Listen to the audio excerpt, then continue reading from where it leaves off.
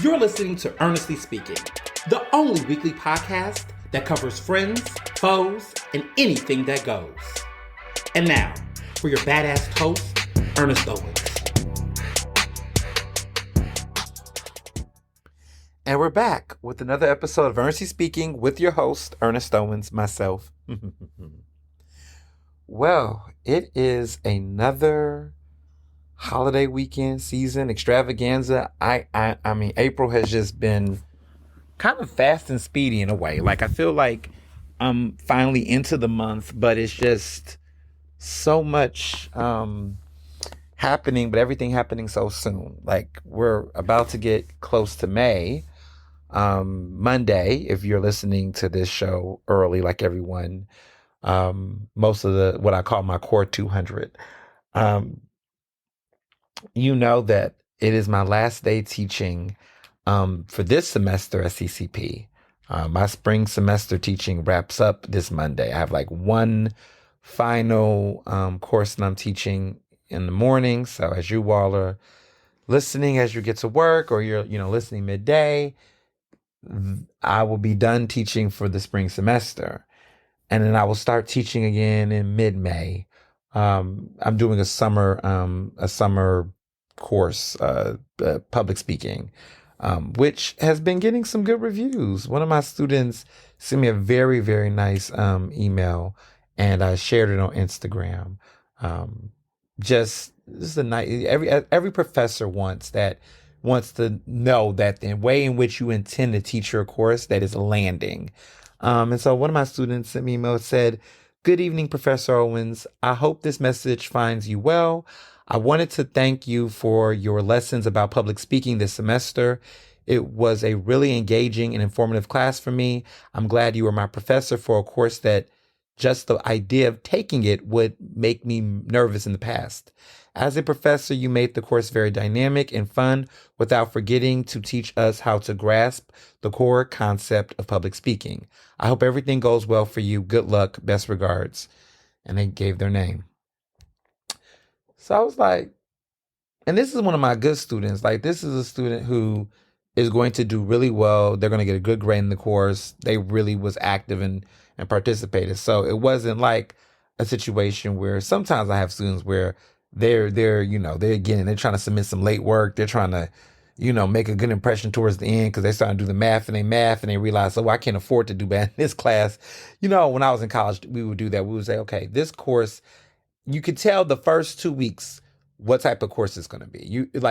Sometimes the syllabus will tell you, but it's really those first 2 weeks. You're like, okay, this is a course that I'm not going to say I can cruise through, but it's like, you know what? I can, I see where this is going. Let me get ahead now so that when I start, hopscotching, I'll figure it out. Then there's some courses that just, coming in, like, this is a mandatory requirement. This is a serious course for my major. Like, I need to be 100% glued in. And then there's some courses that you realize, this isn't a major requirement, but it is still a necessary requirement that I have a general assignment, whatever I need to take just to get this out the way. This is clear, of course, that's going to want more out of me to get the A.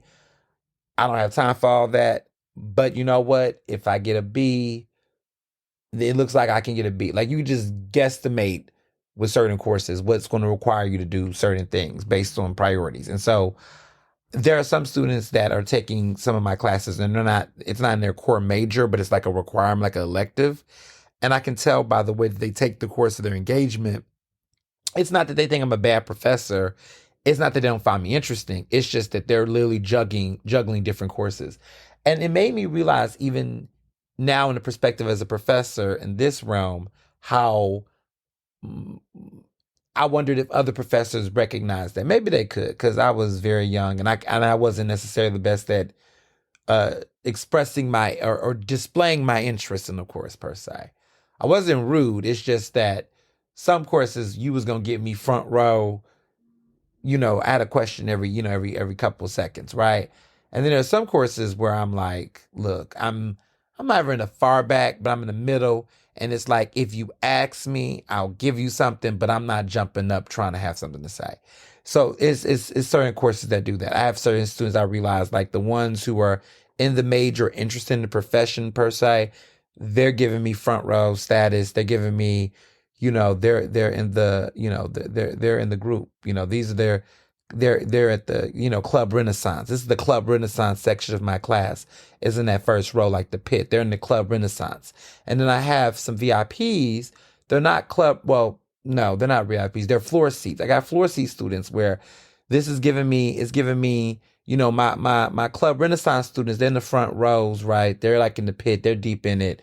They want the exclusive access. They're emailing me before class, after class. They stay a little longer. They're getting that VIP experience. They really want that's my Club Renaissance group. Then I have what I call my floor seats. Now, let me be very clear. Floor seats have the potential of getting an A. Some of them might slide with a 90, 91 if they play their cards right. Still good quality, still good value.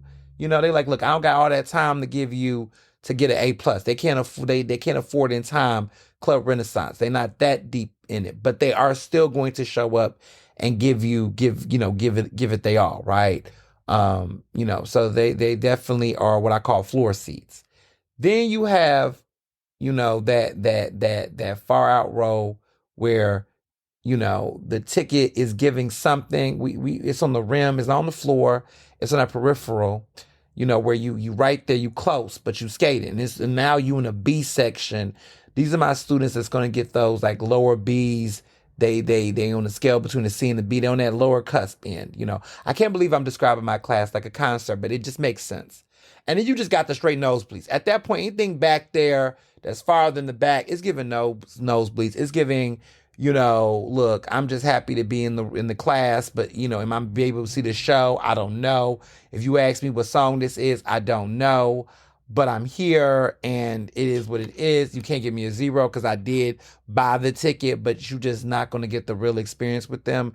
So those are my nosebleeds. And so I don't really, that's the class. You got the Club Renaissance. That's the core A's. That's a good, I would say about a fifth of my class is in that Club Renaissance. And then I got a nice chunk of my class that's on the floor seats. A lot of my students are in the Club Renaissance floor seats area. I don't have too many students that's on the outskirts. But then I do get a couple of that's on peripheral, right?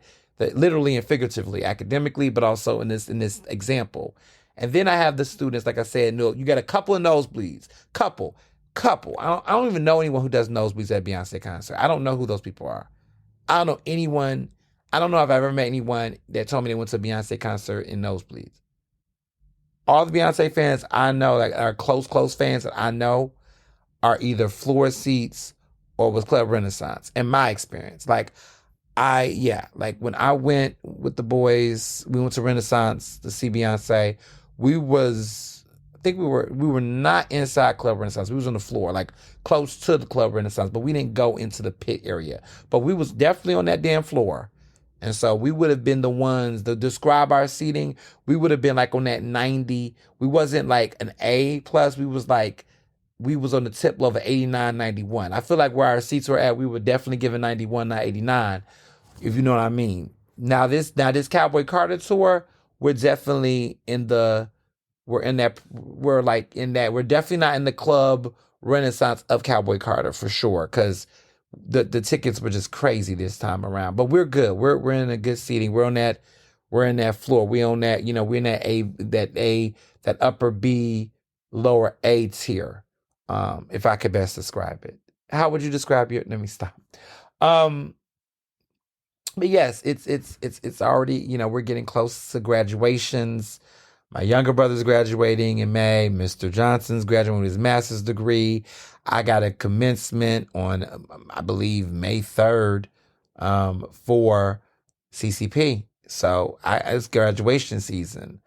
Of course, we got the Media Professional Awards. The PWG Media Professional Awards we're less than a month away from that. And also, too, my youngest brother, my baby brother, he just turned 15 on 4/20, which is, he doesn't know anything about that, and we're gonna keep it that way. But his birthday turned 15, and he's getting close. We're all growing up. We're all getting grown. It's quite the experience to see everything how it phase out. So this week, I mean, it's just been where do I start? This weekend was, my voice is recovering, because I was at quite the conference. I was at the Eastern Regional Convention, 93rd Annual Eastern Regional Convention for Alpha Phi Fraternity Incorporated. This is the 93rd edition of this convention. And this isn't even the National General Convention. That is going to be in Philly this July, which, as you all know, I am excited about because we're in Philly. But this is an Eastern Regional. So this is all the East Coast alphas got together. And it was in North Bethesda, Maryland, which I must say, okay, Maryland, okay, Bethesda, I see you out here. It was quite the time. We was staying at the Marriott Bethesda Hotel, which is really one of those convention hotel situations where the space of it is big enough to hold real big, huge gatherings. And so the convention was inside of the North Bethesda Marriott Hotel, which is really nice. And I am a proud Marriott Bonage member, whole card holder. And finally, so for those who are into Marriott and that hotel thing, so they have these lounges called the M Club, which I heard about. I had enough points. As you all can see, I'm into all this point collecting because I travel. Like, I try to tell people, once you get on this whole traveling thing, and not like international travel, let me be clear, I'm a domestic darling. But one thing about this traveling thing is that I am consistently flying and at hotels. Like, whether we'll be in Chicago for Cowboy Carter in mid-May with the Lit Brothers. We're all going to be out there. I just went to this convention. The points rack up and they go hand in hand with the credit card and everything. Like, everything is just points are getting made. Like, and you just get so many perks. So some of these Marriott hotels, not all of them, but some of the really nice ones have this thing called the M Club. And basically it's a private lounge, just like a private hospitality lounge with really great Wi-Fi, unlimited coffee and snacks and free breakfast buffet and a hotel and really good food. And they even have a happy hour session with like heated hors d'oeuvres and appetizers. And for a convention like the one that I just went to, it came really clutch because a lot of times when people stay at those hotels, they, you're in the lobby most of the time. You're never really going out to get food. There was some nearby spots, but you normally never are. So you find yourself in a situation where you racking up, spending money buying food and snacks and things at the lobby and the lounge. What I loved about that spot, listen, that club, they had all the beverages, water and everything. I was so happy. Because of my points, I was able to get free access throughout the time. So whenever I had a need for a snack or some fruit or water or breakfast, I did not pay for any breakfast. I am big on it. When I go to these hotels, I use these points because they will get you. Like, you'd be surprised. I mean, anybody who go out, these conventions, these hotel lobbies. Now, sometimes you just want a good cocktail. I get it. But yeah, I don't play. This is why I like, and when I go out and travel, I'm like, this is what these points are for. I didn't do all of these miles and get all these things not to put them to use. And I definitely put them to use for this weekend in Bethesda. But nonetheless, it was nice to be in Maryland. So I went to a club in Silver Spring. There was a big party, and I put some of it, people who follow my Instagram, I did a big old, little, when I go out, you all have to be there with me. You have to see the experience. Like, I never put the camera barely on myself. Like, everywhere I go out, people love to do that where they're like at a concert, a party, and they they're like all on the camera. I'm just never that person. Like I hardly do selfie videos unless I'm directly talking. Normally I'm like, people don't want to see my ass. People want to see the plate. They want to see the scene. They want to see what's going on. They want to see who all in there, what are the vibes. Enough about me. You don't need to see me. You see enough of me on your news feed. I want you to see what I'm seeing. So because it's like, what am I seeing? How am I envisioning this moment? And so I do that. And I also do that for a lot of reasons. Y'all know, some of y'all remember the story. Sometimes I do that for a lot of reasons because there might be somebody in that camera, in that lens, doing something they shouldn't be doing. Somebody's husband is in that crowd. Somebody's fiance is in that crowd. I'm not saying, well, listen, I'm just saying, you might see somebody in there. And so, I've gotten some good tips and tea in my DMs when I just did a wide spring. I do the wide panel. So it don't feel like I'm targeting one person. I just do the wide panel where I just had a phone with my long ass arms and I just move in the crowd, give you that crowd bird's eye view. Because it's a public space. It's a public space. Cameras are out. It's 2025, right? So sometimes you get that person that's like, oh my goodness, that's so-and-so, so-and-so. That's my friend. I've had them. I've had many stories. Okay? So, when I do that wide panel, if you don't want to be in the wide shot, you better get in the dark. You better get inside. You better go to the bar. Because I barely do it at the bar. I feel like people drinking, this is weird. But if I'm at a party and I want to show how live it is, oh, you best believe I'm going to be that person, helping a brother out, helping a sister out. You just never know who might see somebody in the crowd. But it was a party. The club was called People and Culture. I think that's what it was called. But it was a very lively party. And I rarely go to parties like that. Like, I rarely do. First of all, the straights be doing the most. And also, it's the straights. Like, they just typically don't know how to throw a good party nowadays. The straights are staying at walls. They're standing up. They don't dance. Or is that odd couple that might dance, but everybody else is just standing around looking at each other. It's just no motion. It's just, I don't know what the straights are doing. And nowadays, they just stand and look at each other. Lights can be jamming, whatever. But there's the Maryland part. Let me tell you, these DC alphas, they threw a nice little party. They really did. I have to say, it was really jumping. It took me back to 2000 and in my 2010s era, like 10s across the board. I am a 10 in my line. It was just a lot of, I feel like it was because it was millennials. Like, it was not the like college student. Like they had their own little party. Like, one thing I will say about alpha conventions that I like is that they do separate the college brothers, like the college group. They have their own thing that is separate from the rest of us grown folks. And so that party, I think, was also lit because it was age appropriate. Like, everybody that was there for that party was like mostly folks. Yeah, everybody was like maybe late 20s at the most, but mostly folks in their 30s.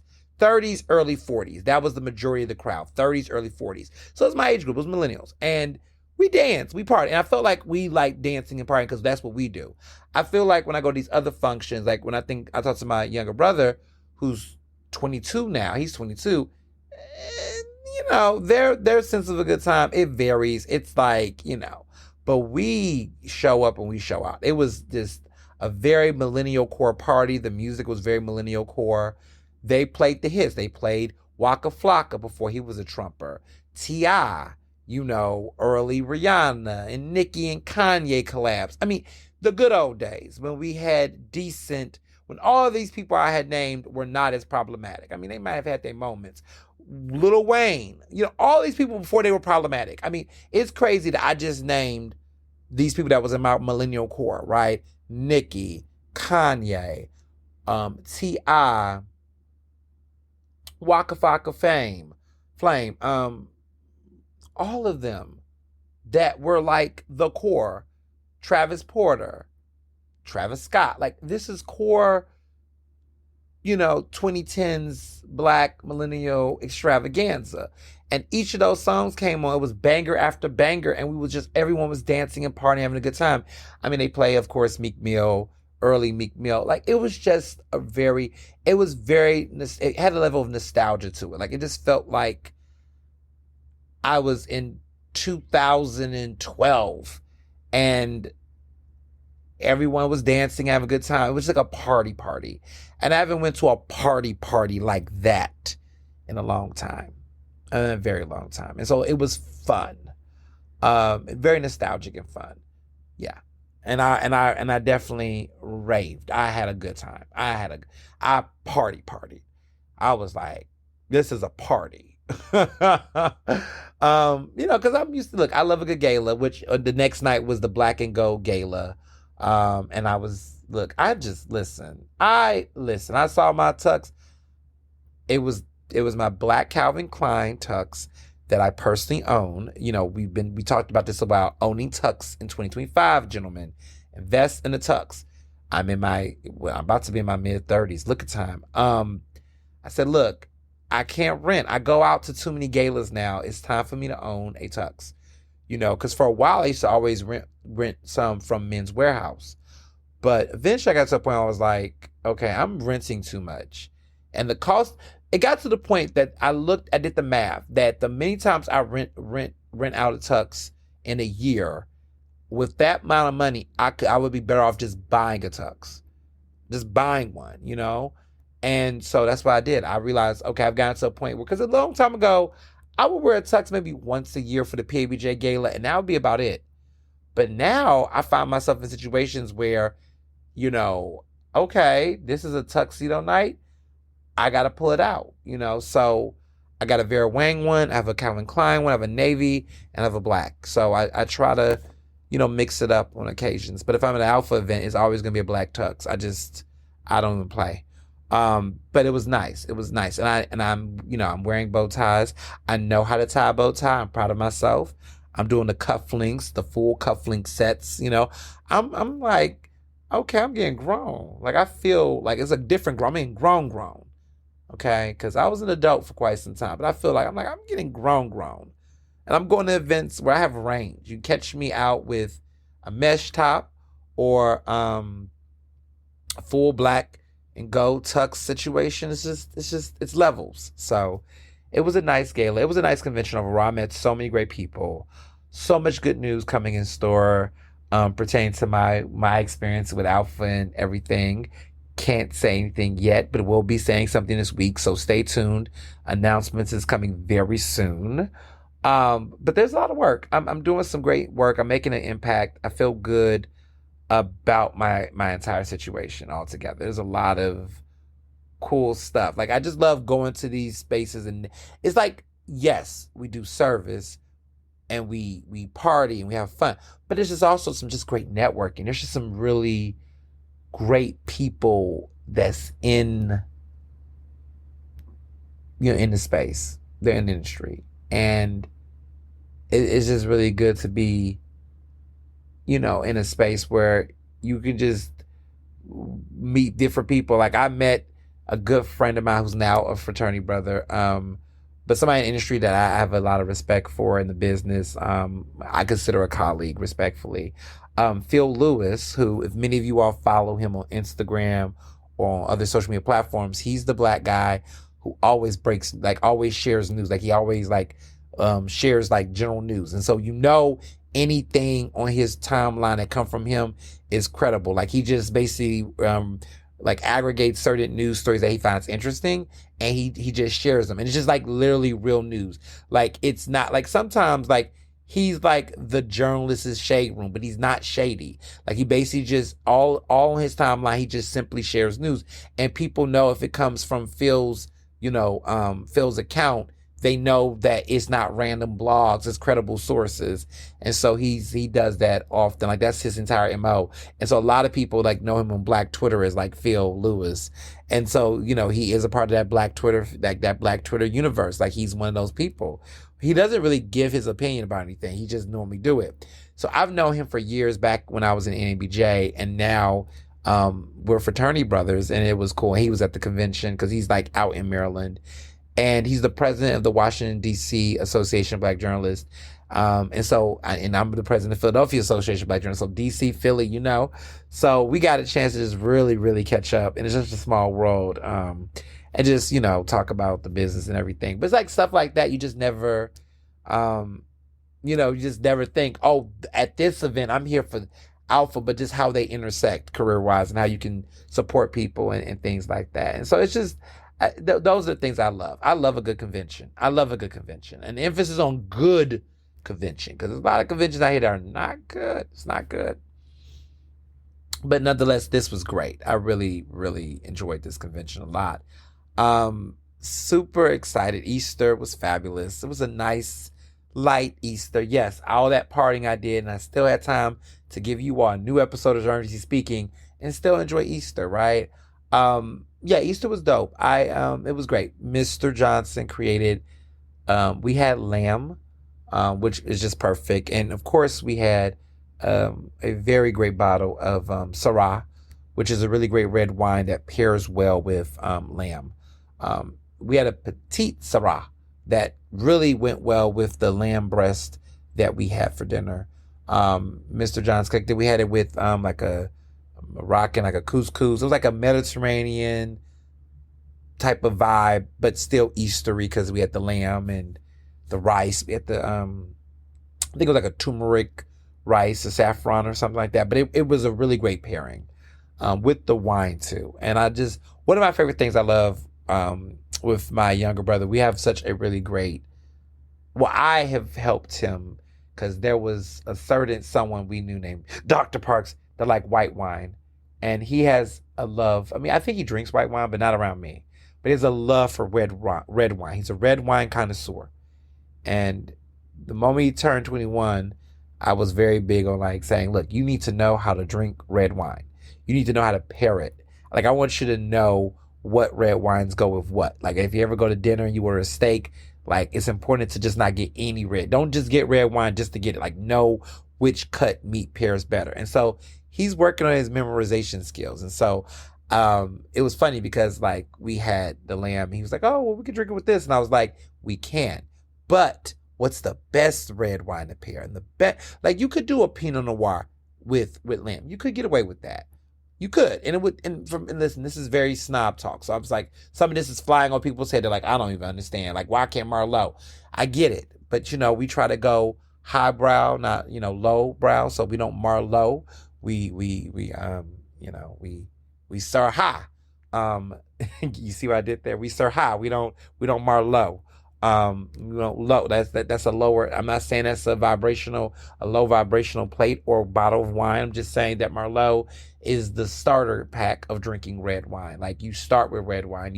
You start with Merlot. Now, some people say sweet red. No one will say that. I'm just being facetious. But you would start with Merlot and then you work your way. I feel like that with white wine. Like, I feel like white wine, it's like, maybe Chardonnay is the base, even though it tastes like codfish oil. But people will start with Chardonnay or Pinot Grigio and then work their way through. I started with Merlot just to get, that's the bear of the basic of red, but then just try different reds to, different things, right? And so here I am having Syrah wine with, lamb. But it takes time to understand what they mean and the pairings and the cheeses and things. Like, I just really have studied over the years. It takes time, and you just gotta know what reds you like and what tastes good with what. It's a culture thing. So yeah, I'm here for it all.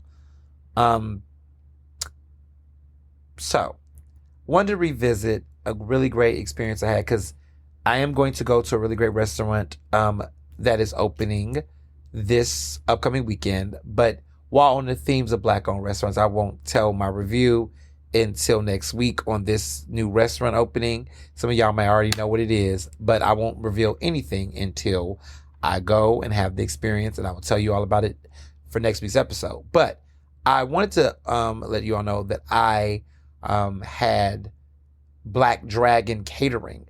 They catered a PABJ meeting this past week, and they were phenomenal. Like, Black Dragon, I remember I first had it, and it was good. It was new.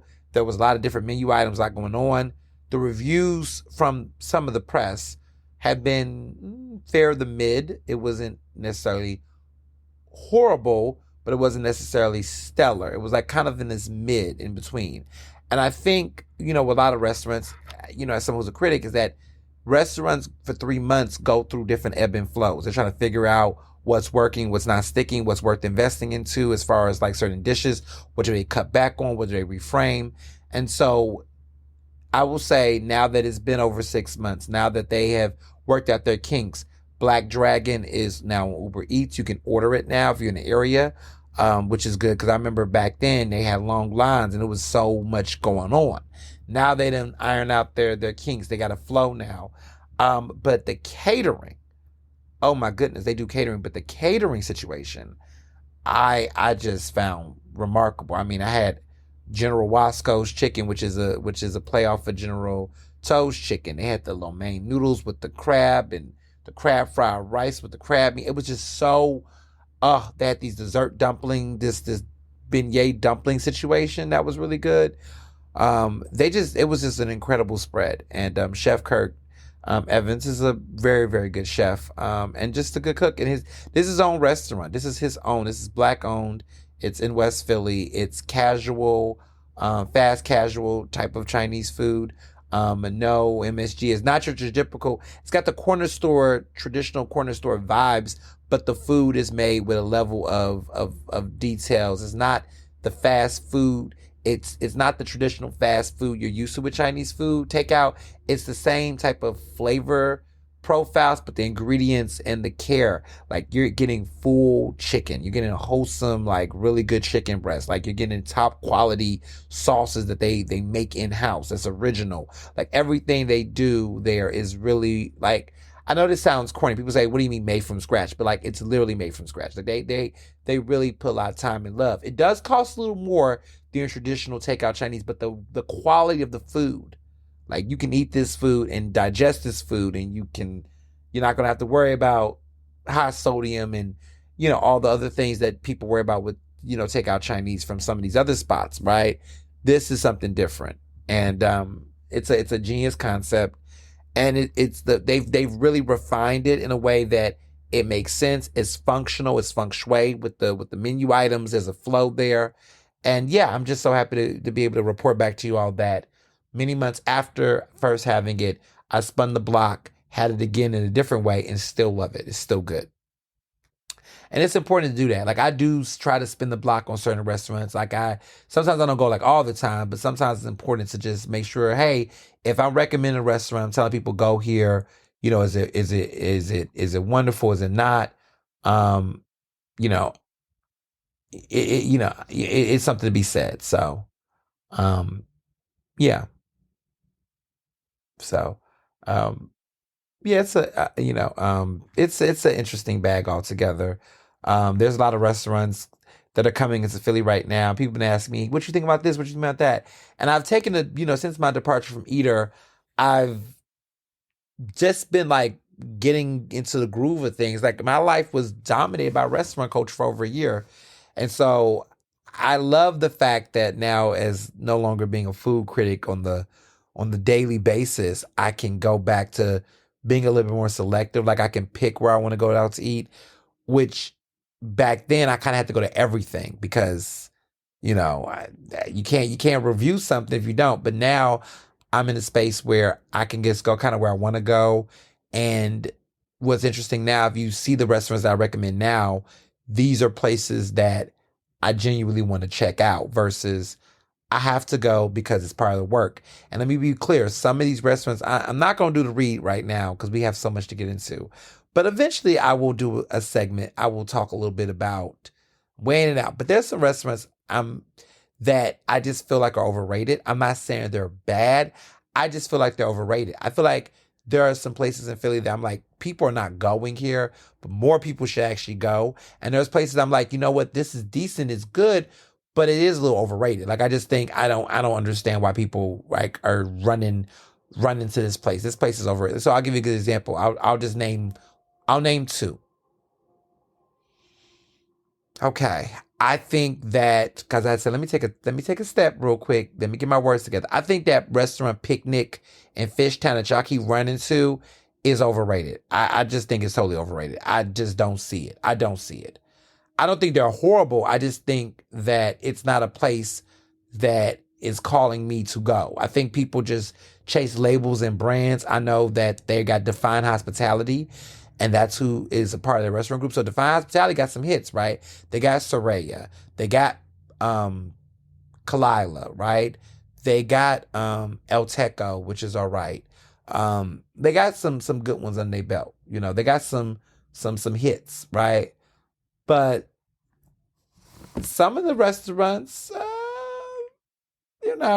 I'm not necessarily, Picnic is like not necessarily running to. And I think sometimes restaurants, certain restaurant groups, because they got a couple of hits, they think everyone. So like they got, to be clear, the Define Hospitality brand has Soraya, a hit. R&D Bar, a great bar. Pizzeria Badia, outstanding. Condessa, which is good. El Teco, El Teco's Condessa's, Condessa's cool. It's cool. Myself and Dr. Parks went there. We like Condessa. El Teco, it's all right. Kalila, Kalaya, depending on how you pronounce it. Their gem. Like that's one of I would say that's their gem. Soraya is also a good one too. And Pizzeria Badia is also good. Like I feel like those are the big three. The big three in their restaurant group is Pizzeria Badia, Soraya, and Kalila. Like those are the three. Picnic is probably, I think, their worst. I feel like Picnic is just, I just think it's a money grab. I'm not crazy about that restaurant. But last year everybody was going ham for it. And then the other one that I want to say, okay, this is a tough one because so let me be very clear. I like their executive chef now, Edwin. I do like Edwin. I like him. So this isn't about him. But before him, and there's still elements of them, but not the new executive chef. Let me just get this together. Edwin Santana, who is, is it Rosa? I think it's Edwin Rosa. I think his name is. But he is a great chef. He's the executive chef of Middle Child Clubhouse. So I want to say he's good. His new vision of what he wants to do with the restaurant is good. I like his stuff, right? So I just want to say that. However, I do feel like, there are certain chefs that I personally feel like that was there prior, that I did feel like some of the food was a little overrated. Like I will say that what I mean by overrated is that I felt like there was some dishes that were there that I felt like it's good, but I'm not waiting in a line 90 minutes for it. I felt that way about the BLT situation. They act like they invented the BLT, and I'm just like, it's cool, it's good, but I just feel like they really overhype simple stuff. And I feel like that's a very like white restaurant gentrifying thing, is like when they commodify food in a way where it's like, okay, black-owned restaurants, they'll be like, look, black-owned restaurants are like, look, we got some good fried chicken. We got some good whatever. You just go there for a good time, good vibe. Cool. But a lot of these restaurants, like certain like white-owned restaurants that's like in Center City, like even Center City, but also Fishtown, very Fishtowny and Northern Liberties energy, where they will hyper fixate on one dish or something, and they'll just make it seem like it's like the most extra, like I don't know. It's just I as a food person, like, and I hate the word foodie. I don't call me a foodie. Anybody who say they're a foodie, I just feel like it's a cringe thing. But when it comes to the whole idea around like food fandom and stuff like that, I get a little annoyed, or it can be a little tone deaf away the way that food sometimes. And look, I worked at a publication, and food publications will do this, so it's almost like guilty as charged. Personally, for the work that I do, I try not to do that, because it's like, why are we treating food like it's like, I don't know, like Botox or something? Like, this is a must-have. Have you had this? It's just, I don't know. It's just weird and it's cringy when people censor food in that way. Right. A restaurant, good. Go, spend money, have a good time. The tasting menu is phenomenal. Like, I will sell an experience. But to just go, oh, BLT, like you're going to sell a BLT and treat it like it's this, like it's a new Jordans, and people are like literally busting their chops in the heat or long lines for a $15 sandwich and you're sitting around here, creating unnecessary customer experiences based on a product like that. I just like hype like that around food. I will always find cringy. Like I will always find it cringy to hype food in that way. Especially in a world where there is hunger and other issues. Like what did Chloe say? People are dying in Africa, Kim. But like not even just Africa, right? Just in Philadelphia. This is the poorest major city. And there's just so much food waste and there's just so much weirdness. Like, again, you made a good sandwich.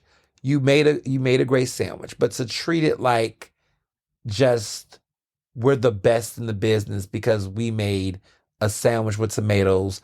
Oh, I'm sorry, heirloom tomatoes with big, fat, juicy slices, and you put it on this specific type of bread. Oh my goodness, this is like Master Chef level.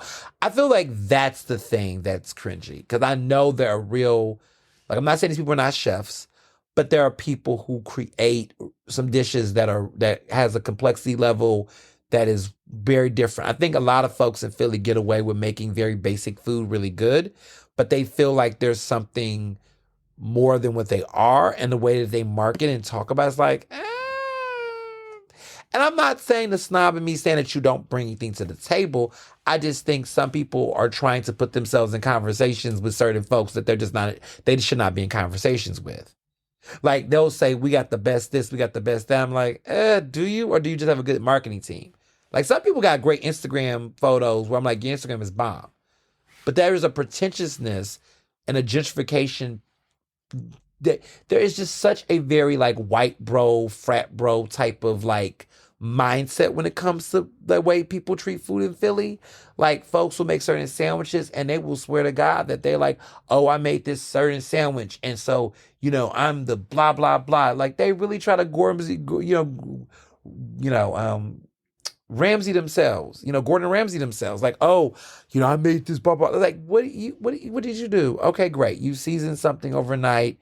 You put it in the grill. Okay, you cut it, you sliced it, you put some sauce on it, and you put it in the, like, that's great. That's wonderful. But like, what are we talking about? Like what are we talking about? You're not Chef Kwame. Like, what are we doing?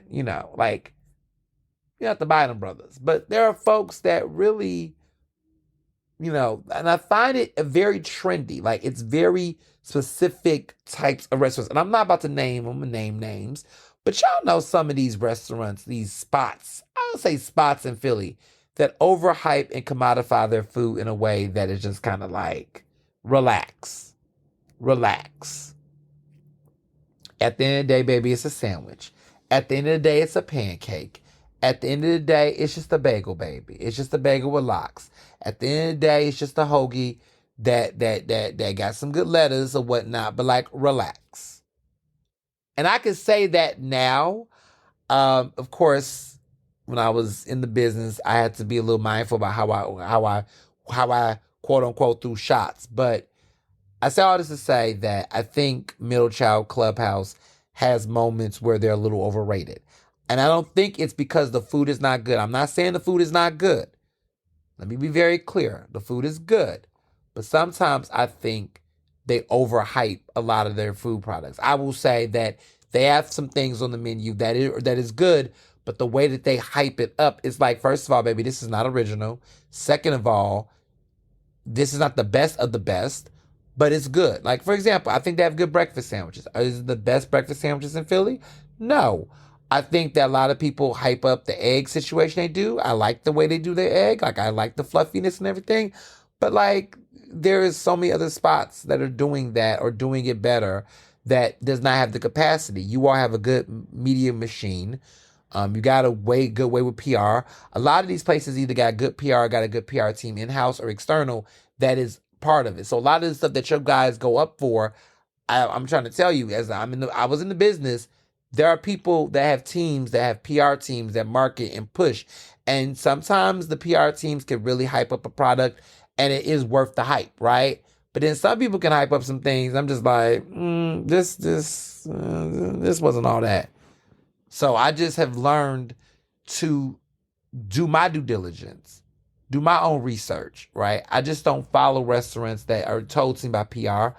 I follow any restaurant that's in Philly. I will pop up on the low, or I will send, someone down to get something. Or we definitely do Uber Eats. We will definitely order and try, So it was a diverse combination for me when it came to that. But a lot of people oftentimes, they'll play their hand. So, it's as time progresses, I will definitely begin to share more about my thoughts about certain restaurants. And matter of fact, you can always hit up Ask Ernest and I might do an Ask Ernest segment just specifically on restaurants that I think are overrated.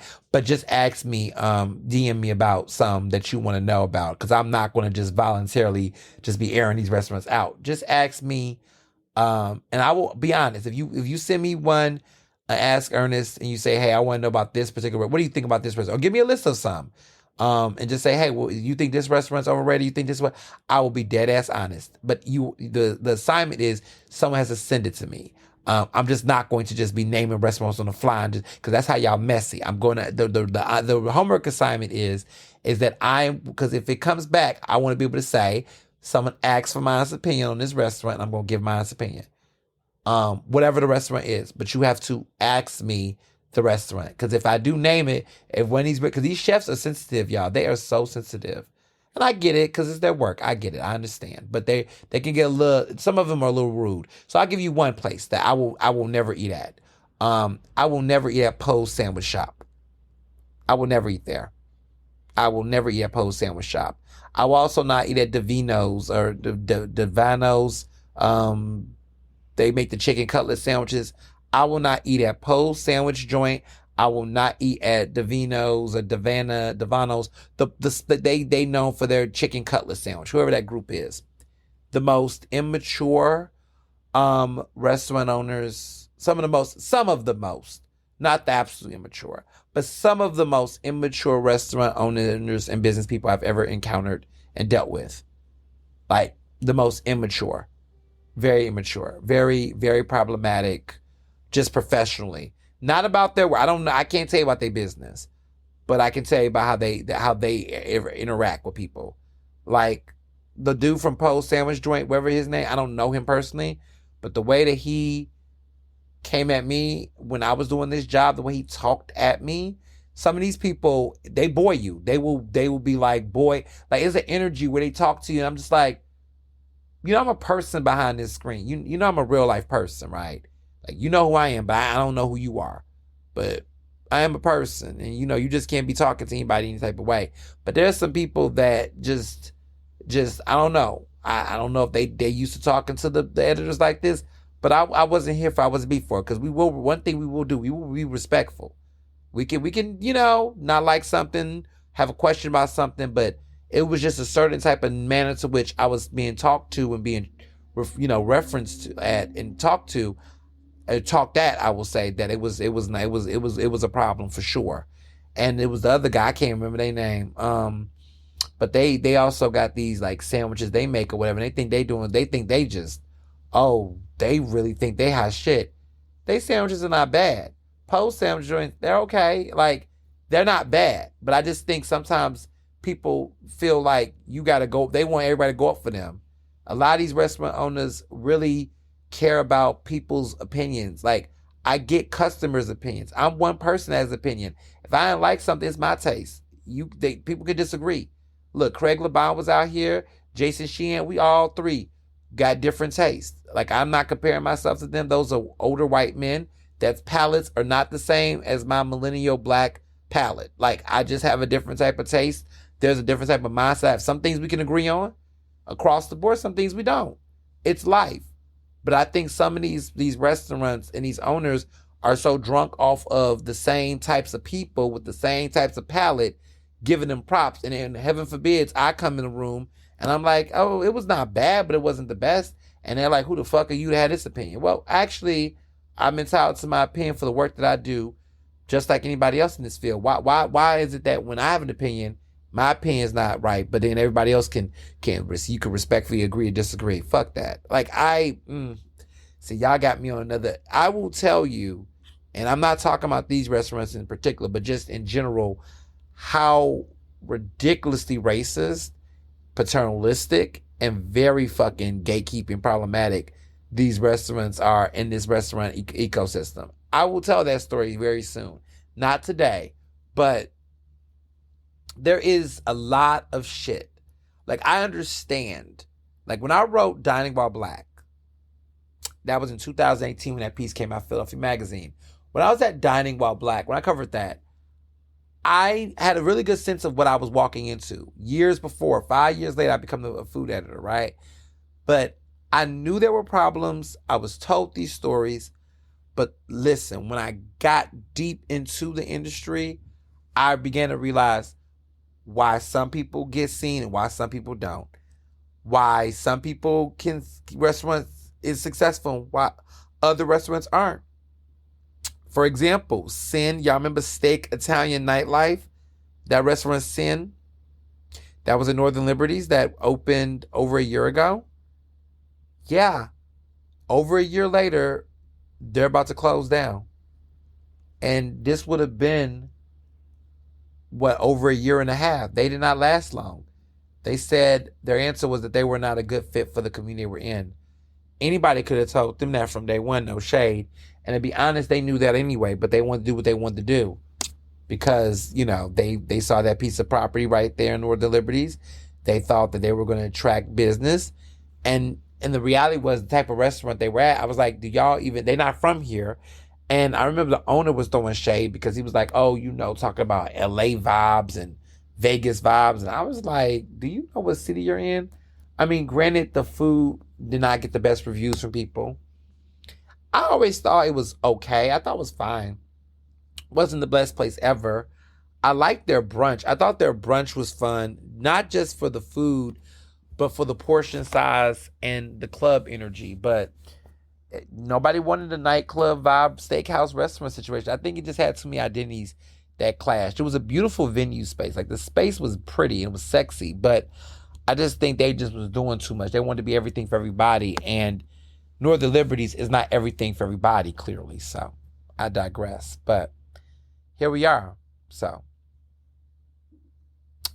on to hot topics.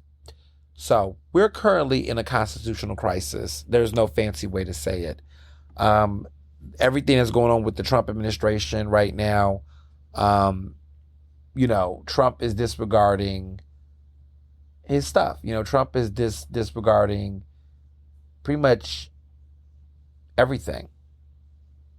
And, with that kind of energy, it's very telling. You have all this stuff going on right now, all these obligations. Here we are. People are saying that we're getting close to a constitutional crisis. Trump is defied the courts. What's happened to Abrego Garcia, which at this point, everyone in this country should know this story. Everybody in this country should know what has happened here. This man, Kilmar Abrego Garcia, pretty much is a Maryland man who the Trump administration admitted was mistakenly deported to El Salvador last month. He is not he is not anyone who's broken the law. He should have not been deported to El Salvador, where he's currently in an El Salvadorian prison. The government over there have met with Trump, and they're okay with the prospects of not, with complying. The administration does not want to send him back, because to do that is to create a narrative, that's there. NBC News reported that, the reason why this is a problem is that he has become, Abrego Garcia has become the center of this legal political battle. The government is contending that he's now in the custody of El Salvador and there's nothing they can do to bring him back. That's what they're claiming, right? And that's the argument that they're making in the courts, because they are trying to allege he's a member of MS-13 gang However, the lawyers insisted he was never convicted of any crimes. Like, he's never been convicted of any crimes, even though they're trying to claim this, right? There are people like elected officials that, have stepped up to speak out. The senator, the Democratic senator of Maryland, Chris Van Hollen, went to El Salvador, made a trip down there, and he met with, Abrego Garcia. He went there. And at this point, the Supreme Court, basically said that the Trump administration has to facilitate a release from the Salvadorian prison, and he needs to return to U.S. And the Fourth Circuit of Appeals ruled that the Trump administration was trying to claim, quote, a right to slash away residents of this country in foreign prisons without the semblance of due process. Like, where was the process? Where is the process, right? Meanwhile, the president on Easter Sunday, wrote Happy Easter to all, including the radical left lunatics who are fighting and scheming so hard to bring murderers, drug lords, dangerous prisoners, the mentally insane, and well-known MS-13 gang members and wife beaters back into our country. Happy Easter to the weak and ineffective judges and law enforcement officials who are allowing this sinister attack on our nation to continue, an attack so violent that it will never be forgotten. Like, this is a post by the President of the United States with an Easter bunny, next to him.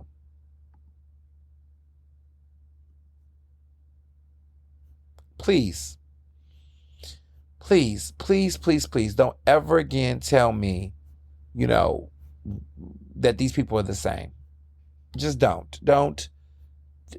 I cannot and I will not. I cannot and I will not. But this is where we are, So we'll keep an eye out. I mean, Trump is defying the courts, and it becomes a point where it's like, well, what's happening next?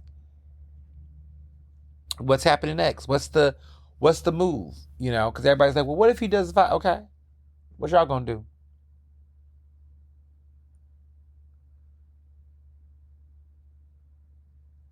That's the $1 question.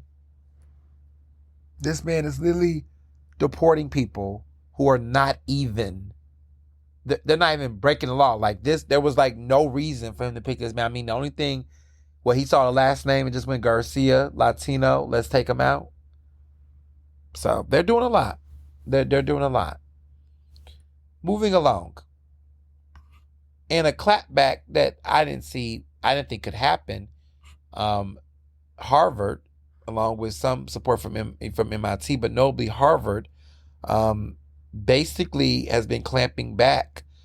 They rejected numerous demands from the Trump administration that would have amounted in the school giving up control over hiring, admissions, and instruction to the government.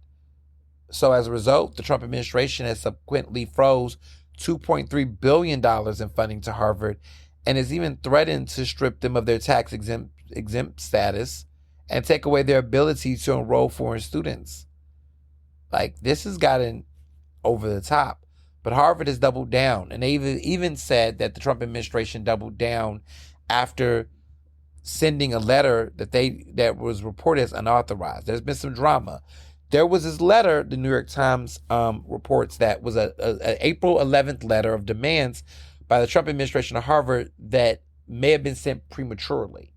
Now, the drama behind this is that Harvard says that the recent actions and demands show the Trump administration is doubling down. Harvard rejected numerous Trump demands in government freezing over funding. So funding, like, they're backing down. They're not. I'm sorry, not backing down. They're not backing down from the Trump administration for this. And yeah, this letter was received by Harvard on April 11th and was sent before senior officials could approve it or give it the go-ahead for its release. So, this is senior officials. They didn't even know that this letter went out. And so, yeah, Harvard is saying that Trump administration is doubling down on far-reaching demands on the university, despite a published report that the government officials had sent a letter spelling out those demands by authorization. So it was an unauthorized letter, allegedly. Now they're trying to backpedal. Trump administration is trying to now claim that at first they were saying it was unauthorized, which they tried to make it seem like the demands they sent to Harvard initially was just like, oh, we didn't go through the system, so therefore, don't take us seriously. But now the Trump administration, Harvard is claiming that they're actually trying to double down and like actually stand 10 toes down on what those demands were. So it's like a backpedaling of sorts. It's really weird. But I feel like what this is a measure of the president testing his strength. Simply that. Like, how do I make this, how do I push my agenda, say what I want to say, do what I want to do? How do I do all that and still maintain power? That is, without looking like I'm weak. That is where the Trump administration is with this currently.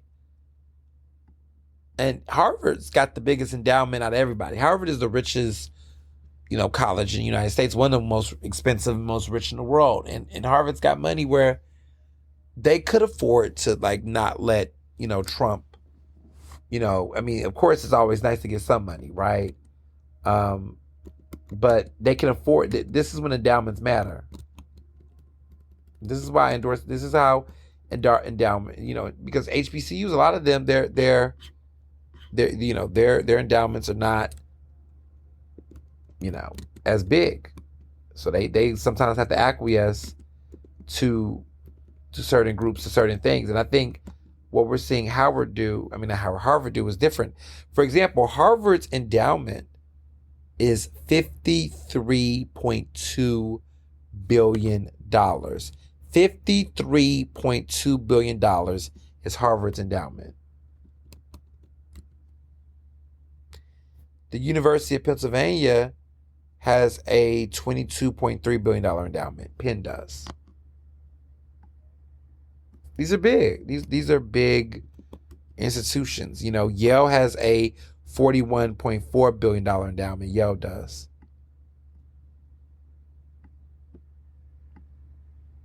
So this is some serious money.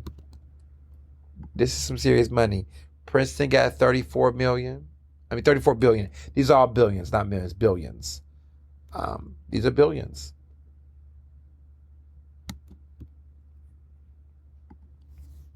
And Columbia's endowment is $14.8 billion. So just putting some perspective on the schools and their endowments, like you see these sizes. Like Penn's endowment is bigger than Columbia's.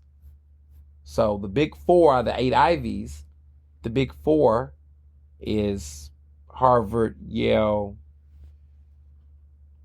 I think Harvard, Yale, Princeton, Penn, based on endowments. So I think they can afford it. Like Yale is, it's Princeton, it's Harvard, it's Yale. Harvard has 53, Yale has 41, Princeton has 34, Penn has 22, Columbia has 14.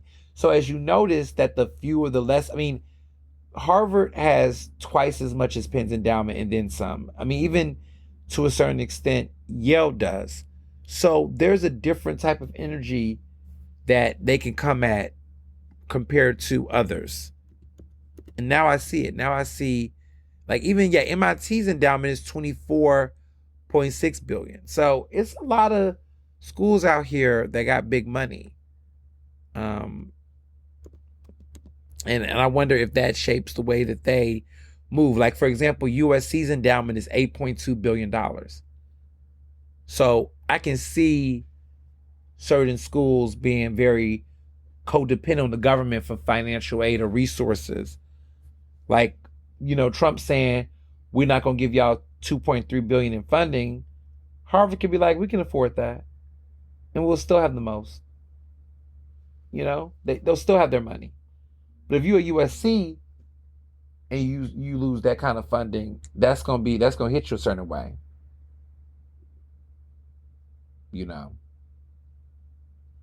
So yeah.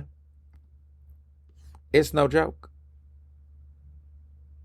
It's no joke. Mm-mm. So I tell people all the time, some schools can afford it, other schools can't. Some schools can afford it, other schools can't. So, moving along. So David Hogg, you've heard this name before. David Hogg is, I would say, a modern public figure. Like when you talk about the face of Gen Z activism, I would say David Hogg is that guy. He is an American. He's 25. He was born in 2000, the year 2000. He is now one of the 4 vice chairs of Democratic National Committee, the DNC. And he's an American gun control activist. Some of you all might, remember him for the work that he did around the Stoneman Douglas High School shooting that took place. He's a student survivor from that. And he did a lot of protesting. I actually wrote about him in my book, The Case for Council Culture, and about the movement work that he did along the lines of gun violence and people wanting to prevent guns. And I talked about how progressives counsel. Well, here he is, 25, and he's out here with a major push, and even the name calling,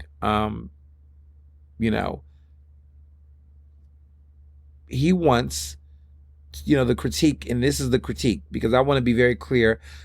People was wondering, what is it? But a lot of what he's trying to do, and some of the stuff that has happened, is that Democratic National Committee, let me say this very clearly so y'all can hear what I'm saying before I tell you what it is.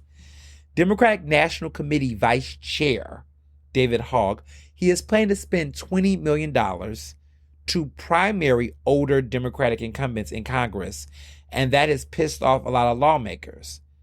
Because, again, he is a DNC vice chair, and he wants to spend $20 million to primary older Democratic incumbents within their own areas. A lot of people are upset. A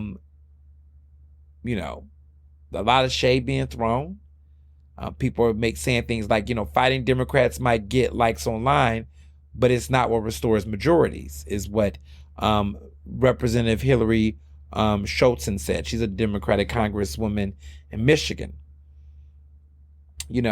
So to be clear, though, Hogg has told the New York Times that his outside group, Leaders We Deserve, will spend the $20 million to elect younger primary challengers. So they're not using DNC funds to do this.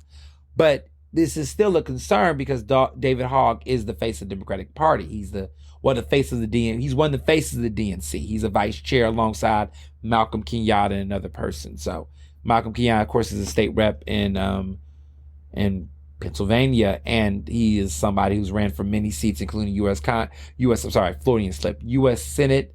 He also ran for Auditor General, to which he's lost. It just seems like his voters and voters in general would rather see him stay a state rep than be anything else.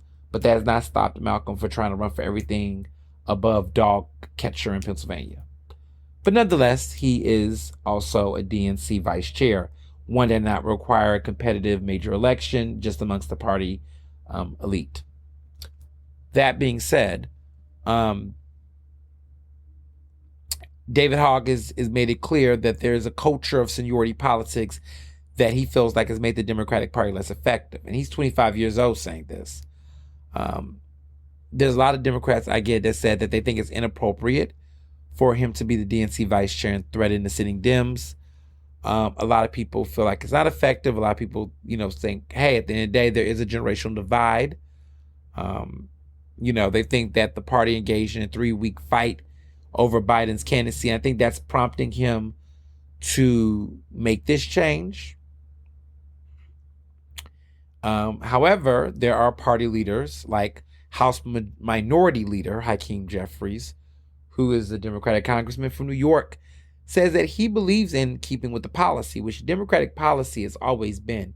You stand by incumbents unless they drop out. So as a leader, he is not going to ever endorse any challengers to his incumbents. And he's standing by that, which I think is fair. We haven't seen that many elected officials, specifically from the Philadelphia, even Philadelphians are known for this. Like, they will not defy the incumbent. They stand by the incumbent, or they just don't participate at all. So, for example, if you notice with Krasner's had a hard time. He's had hard times, getting the party to endorse him. But the party has not, respectfully, have not endorsed any of his, I would say, challengers. They haven't really endorsed any of his challengers. No, they just don't endorse at all, which speaks volumes because as an incumbent at this point, people would assume that he wouldn't have any problems getting support. Like, why is he, why does he, I think the party does not like him. But because he's the incumbent, they're not going to outwardly challenge him because, again, they want to respect some level. They want to have some decorum, right? But I always say that the party doesn't endorse. Like, I remember when Maria, and Sanchez, she never could get an endorsement by the party. Like, Larry Krasner is not the only one. Mind you, people try to figure out who's progressive, who's this. Like, the party does not always endorse incumbents. But just because they don't endorse an incumbent, that doesn't mean they endorse their challenger.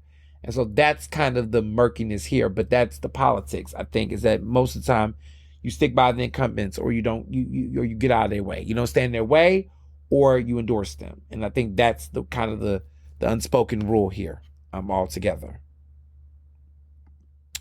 But I you know what? I think, people ask me what my thoughts about this, especially with David Hogg. I'm not against it. I'm not against it. I think he has a concerted effort. Look, I do think that the Democratic Party overall needs vitality. You cannot keep doing the same thing expecting a different result. And at the end of the day, I've seen this happen too often in Philly politics where people don't want to elect certain people because they don't like them, or they just don't like their personality, but it has nothing to do with their ability to run and lead. When John Fetterman first ran for U.S. Senate, or at least the time in which he ran his last cycle, there were people within the party who did not want to support him, and they didn't necessarily support him. I got a sense that this guy had a chance. And so I covered that race even without necessarily campaign managers and all these different party people, sending me surrogates to interview and things like that, because I just recognized that this man has a chance. And at the end of the day, rather than spend all these resources going up against him, you could actually do better standing by him, recognizing people in a real game and just, whatever. But it wasn't an open seat at that time. He was an incumbent as a lieutenant governor, but he was not an incumbent to the U.S. Senate. So they just made it open. And it was not enough votes that even the delegates from, the state, the Pennsylvania State Committee couldn't even actually hammer down, I don't want to say a vote, but they couldn't hammer down. They couldn't consolidate around one candidate. So it became open seat because there was not enough votes, because Malcolm was in the mix. Malcolm was in the middle, right? You had Connor Lamb. And so there was just so many, the votes were getting ate up in different directions that it just couldn't work.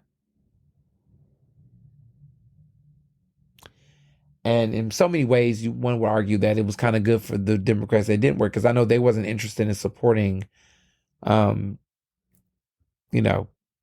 at all. Their whole focus was Malcolm or Connor Lamb, with more people, going towards, Connor Lamb than they did Malcolm. But he still had some support from some people in Philly. There were some people that liked him. He became number 2 because, let me add, Fetterman swiped and everything. He won every county in every part of Pennsylvania. He won every Democratic county, hands down. So when you got someone that's that strong, why not encourage a change politically? So I'm seeing this. I mean, now Fetterman is someone different. Like, that's not the person that Pennsylvania's elected. A lot of us are still shocked by some of his actions. I definitely know I am.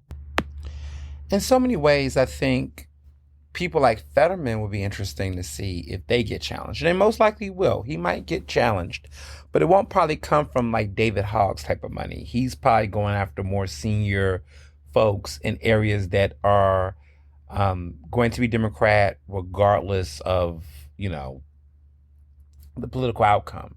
I mean, listen, if David Hogg wants to come to Philadelphia or parts of PA and figure out, where to unseat some of these folks that just won't, move up out their seat, do the research, man, DM, slide me a DM, hit me up, just ask me some questions.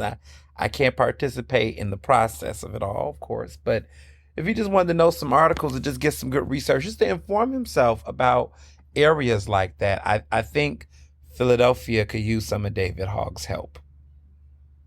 And I'm going to keep it there. I'm going to leave. Won't be too hard. Won't be too hard to find out. But we'll see. So there is an update. Target is getting hot. The block is getting hot for Target, y'all. I mean, capitalism is capitalism right now. Let me just start by saying that. Capitalism is capitalism. There is a lot happening. So the CEO is trying to take action as the boycott over their /DI efforts has negatively impacted, adversely have impacted their in-store foot traffic.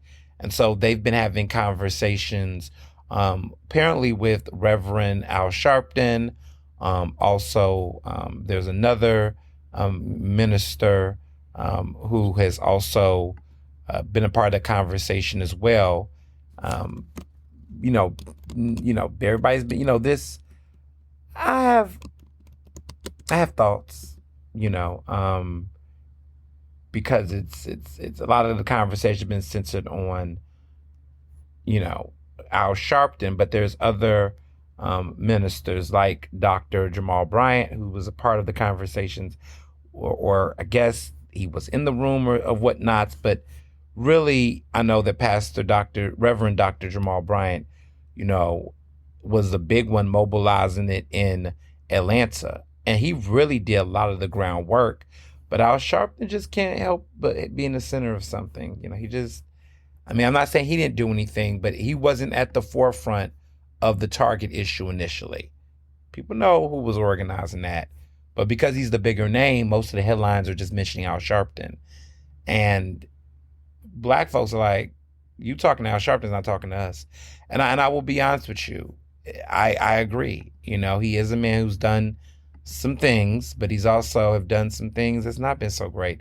I just get really turned off when there's central leaders of a community, like a large, because it's like, and white people eat that up because I get it, right? They're used to that. Okay. Mussolini, Trump. They're used to just that type of supreme leader being or whatnot.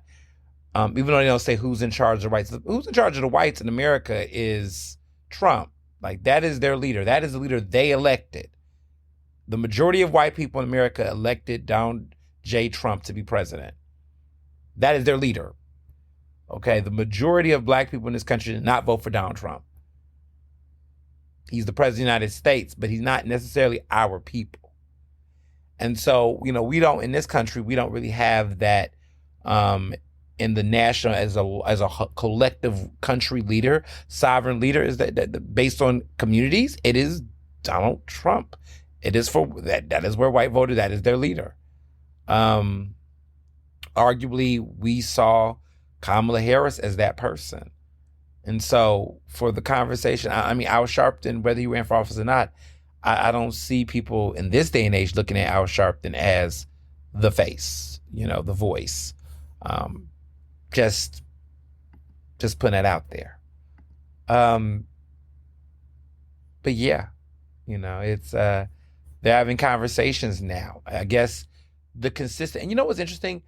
I have just not gone to Target, just not even on a, out loud boycott, but just naturally, it reminds me of like Chick-fil-A for some folks. Some of the allies, they be running Chick-fil-A still, child. They couldn't hold with us. See, the straights just, they just difficult, because we could have got Chick-fil-A up out of here, but they just can't help themselves. They just act like it's just so good to support. See, that's why I realized people was unserious people. After Chick-fil-A, we talk about other companies being racist. It's interesting. Like Chick-fil-A should be a case study, because other companies that get boycotted, a lot of times they will hide under other reasons for why they might be quote unquote racist. Like there are companies that have funded certain things, right? And been doing issues before Trump was in office, but there's always some window for people to just slide, right? With Chick-fil-A, people could say, is Chick-fil-A a homophobic institution? Absolutely. Why? Because we can literally spell out how they fund specific anti-LGBTQ organizations and groups on Capitol Hill to influence policy and legislation that fucks with us. Like it is just documented, right? And there are people who, that is as clear as day, and they will go out their way to shop and go there and spend money there. I think the same thing can be said for a bunch of other companies. I mean, we ain't going to even have the Amazon conversation because you all just won't. But Target, I will say, is interesting because community-wise, collectively, not everybody, but collectively, there's been an ability for people to say no to Target. And that says something, to the point that you had, people like, That's Your Business, Tabitha Brown coming out, trying to encourage Black people to still buy her products and not the other products, which was the dumbest boycott proposal I've ever heard. I mean, capitalism got people just trying so hard to have their cake and their ice cream too. But clearly Black folks have more organized heavily, and it took some members of clergy and some influential people to really push the conversation forward, which is a good sign. But it's been interesting to see how people have moved in these times, but then complain about how Black folks don't stick together, or we can't as a community do something. Target is a successful example. If I was to do an updated version of the Case for Council Culture or another chapter or something, Target would be in that conversation because they've been able to get the CEO to come out of Chewbacca's cave after several months and to have these conversations. I don't believe they're going anywhere. And quite frankly, I think they need to, the boycotts need to continue. And talking to Al Sharpton to broker a deal, who asked them to do it? Because I'm the type, when I believe a boycott is really effective, I'm the type to make you drop to your knees. There's a real pain. Yes, foot traffic is slowing down. Okay, great. But we got to get them, we need to see them quarterly reports. Can we at least see a quarter two report, to see, right? So that they can stop blaming the recession. I want them to feel it.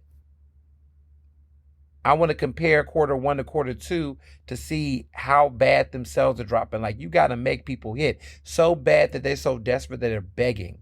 They're begging, but we just, anytime people feel a little hit, then everybody's ready to come to the table. But I ain't going to say everybody. It's going to be what I really have called these civil rights grifters. There are some people who've been in the movement that have done some good work, but they get to a point where it gets a little grifty.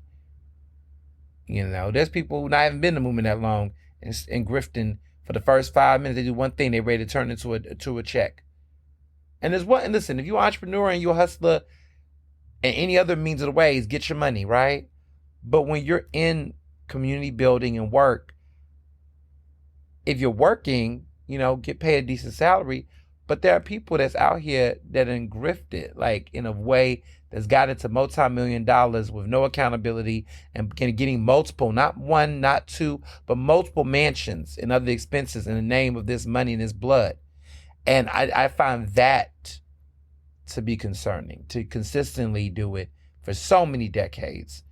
And some people only a decade, right? We saw what happened with the Black Lives Matter organization, not the movement, because the movement is the people, and the people wasn't I am making money off of it, but those organizers, that large organization.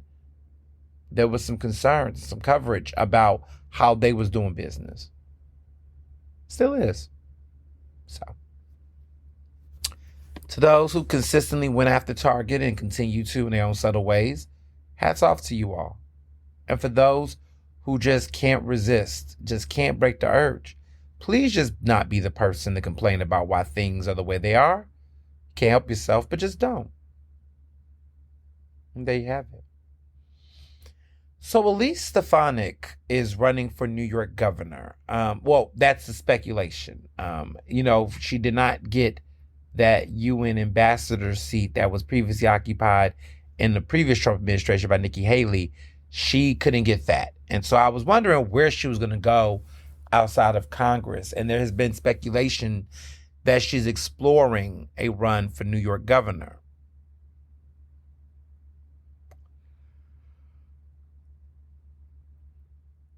Every trash can needs a lid. Every trash can needs a lid. Every hope begins with care. Listen, every trash can needs a lid. So if she wants to run, then we'll see. I mean, that might be interesting, governor, because I could be messy and say, they didn't think she was going to get enough votes from her congressional floor. What makes y'all think she's going to get enough votes in New York State? I could be wrong. But I'm a little about that. So on local politics, a lot has been going on locally. Last week, as you can imagine, there's been so many major updates related to Pennsylvania Governor Josh Shapiro. They have found the suspect. The man is named Cody Balmer. He is not black. Okay. White guy, 38. He was arrested in the case and charged with attempted murder, among other criminal offenses. There was a 911 recording to be from himself, referring to the governor as a monster who was doing, quote, doing serious harm. So far, Shapiro has heard from Attorney General Pam Bondi and FBI Director Kash Patel, but has not heard from President Donald Trump himself. In a normal world, the President of the United States would be calling the governor, sending condolences and thoughts and hopes and prayers or something, right? Not this president, and not with Shapiro, clearly. Shapiro has been making the media rounds. He was on a Good Morning America interview with ABC host George Stephanopoulos. And there's been some interesting interviews. I'm sorry, this wasn't Good Morning America. I thought it was not. It was a show. It came on. It was on Sunday. It was another interview. He's in multiple interviews, but there was an interview that aired on Sunday on ABC's This Week. So I guess that's the show that Stephanopoulos do this week. And basically, it was quite the interview. Stephanopoulos really wanted to get to the bottom of pressing him on whether or not he wants to call this a hate crime. Shapiro, in many ways, and I want to quote him, because Senate Minority Leader Chuck Schumer has been pressing, and Chuck Schumer is also Jewish, like Shapiro is, was really pressing to see if this could be investigated as a hate crime. Shapiro has said, "I'm not sure it's helpful for people on the outside to be weighing in with their opinions here, George, no matter who they are." And so he really has been saying, it's pretty much, Politico has highlighted that. Publication Politico said that really much in a nutshell. If we was to paraphrase, it's not up to me to decide if arson attack was a hate crime. It's pretty much what Josh Shapiro is saying. He doesn't think it's helpful for outsiders to do it. And so I'm going to quote him again in this interview. He said, quote, "I know as a former prosecutor how important it is to follow the evidence and apply the law and do so without fear or favor. In this case, I'm the victim of the crime. I'm not the prosecutor. The prosecutors will weigh all the different evidence, determine what the motive is." This is a very interesting response from Shapiro, given the fact that last year, there was an incident that took place outside of a Goaty. That is Michael Salmanov's restaurant. It's a fast casual restaurant that is known for their hummus and their falafel, and it's called Goaty. It was in Center City. There was an incident that took place around this time last year, last spring, where people were asking questions about, the incident, right? And what happened was there were protesters that was outside of Goaty on a late night protesting it. This was during a lot when the issues in the Middle East for Palestine and for Israel have been heated, but this was at a time where it was really a lot of routine protests and boycotts. Shapiro had really pushed this as an act of anti-Semitism. Really was, going to the University of Pennsylvania, criticizing Liz McGill, and a lot of his influence as a Democrat was fueling a lot of the sentiment, the anti-protest sentiment that was happening in people calling for a free Palestine. And I covered this at the time. I covered this incident and the growing remarks of people really feeling anyone who was saying free Palestine, justice for Palestine, anyone who was donning the Palestinian flag, they were instantly being labeled as anti-Semitic. They were instantly being labeled as, not liking Jewish people. It was very strong. And as a Black person who has spoken out against racism, that is named things to be racist, I'm taking a moment here because some folks that are Black understand what I'm about to say. There were people that used to say to us, you got to be careful with that R word. You just can't say everything is racist, anybody's racist. And to be very clear, I made it a point to be able to identify when something was racist and be able to speak to the evidence. What was concerning about the lack of context around that protest at Goaty, and I remember being critical of the governor of how he was speaking in the language at the time, was that what we find out is that Michael Salmanov was accused by an employee at the store, who, mind you, was someone who worked there as an employee. She worked at Goaty, okay? She basically was, I believe, either she might have been Jewish, but was definitely alongside with activists and people who were against the Israeli occupation, in their words, of Palestine, and wanted to free Palestine. They called it a human rights crisis. And she wore a pin with the Palestinian flag. There was no anti-Semitic language. There was nothing that said anything against Jewish people. But she wore it, and apparently there was retaliation. She felt like her free speeches were violated. That because of that, even though, mind you, there was fundraising happening at, Goaty that was helping to support the Israeli government, and, some programs that was, IDF soldiers, which many people find to be a source of the problem of the humanitarian issues.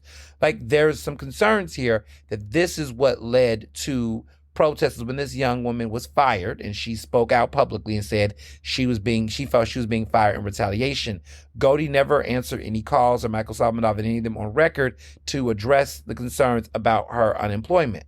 Pennsylvania is an at-will, state, so they do have the right to, fire employees at will for various reasons. Reasons that cannot be considered racist, sexist. So if they said we're firing you because you're Black, or white, or if she's not Black, she was not Black, we're firing you because you're a woman, that's not allowed. So it was clear that she was not fired because of her racial identity. She wasn't fired because of her gender, but because of her political affiliation, which is not considered a protected, minority class status whatsoever. So she was fired. There was retaliation. There was protesters that protested outside of that Goaty location where she was an employee. So with that context in mind, I don't think that it was fair to summarize this incident as an act of anti-Semitism, because they're saying, well, why was this Jewish-owned restaurant being targeted? And I was like, well, they was not targeting the restaurant specifically because it was Jewish-owned. They were targeting it because this particular company and brand was doing fundraisers for IDF soldiers, and also fired an employee who was, outspoken for her beliefs about, her beliefs in favor of a freer Palestine. So, there was context missing. And I remember saying, you can go back and listen to my podcast episode when this all went down a year ago. But I was saying that, for Governor Shapiro to be mindful about how you describe these instances, because even Trump has done it. There's been other instances where from both sides, people were just running rampant and accusing people. And the retaliation and backlash has been much swifter. To be accused of being anti-Semite carries a lot of weight in this country, more so than being racist. Ask me, how do I know? Because President Trump has said a lot of racist things, and he can still get elected. He can still move in this country. But to be accused of anti-Semitism in this moment in time, in this country, there are people who are racists that are literally canceling other people for being allegedly anti-Semitic. So everybody holds a level of, there is a national sense that being labeled being as anti-Semitic holds a higher level of concern than being considered racist. Now, in my book, in my universe, being a racist, being homophobic, being sexist, all of it deserves zero tolerance. But I have seen elected officials cherry pick in this country what is acceptable and not unacceptable. There are people that are okay with legislative transphobia. There are people that are okay with homophobia. There are people that tolerate racism, okay? Tolerate it amongst the leaders that they support, they elect, the double standards. Hell, some of them hold some racial biases within themselves. They're okay with that. But there are people who, no matter across the board, anti-Semitism is a bipartisan issue. The right has made it their issue to try to act like they're taking a stance against hate. But ironically, they cherry pick even within their ranks when they care and when they don't. Had this been a Jewish Republican governor, Trump would be jumping on it. There's a reason why he's cherry picking liberal colleges over this anti-Semitism issue, because he also recognized that the majority of those liberal colleges that he hates did not support him for president. So now he's going after them under other issues. I'm going to tell all of my Jewish listeners and those in community to hear me very clearly.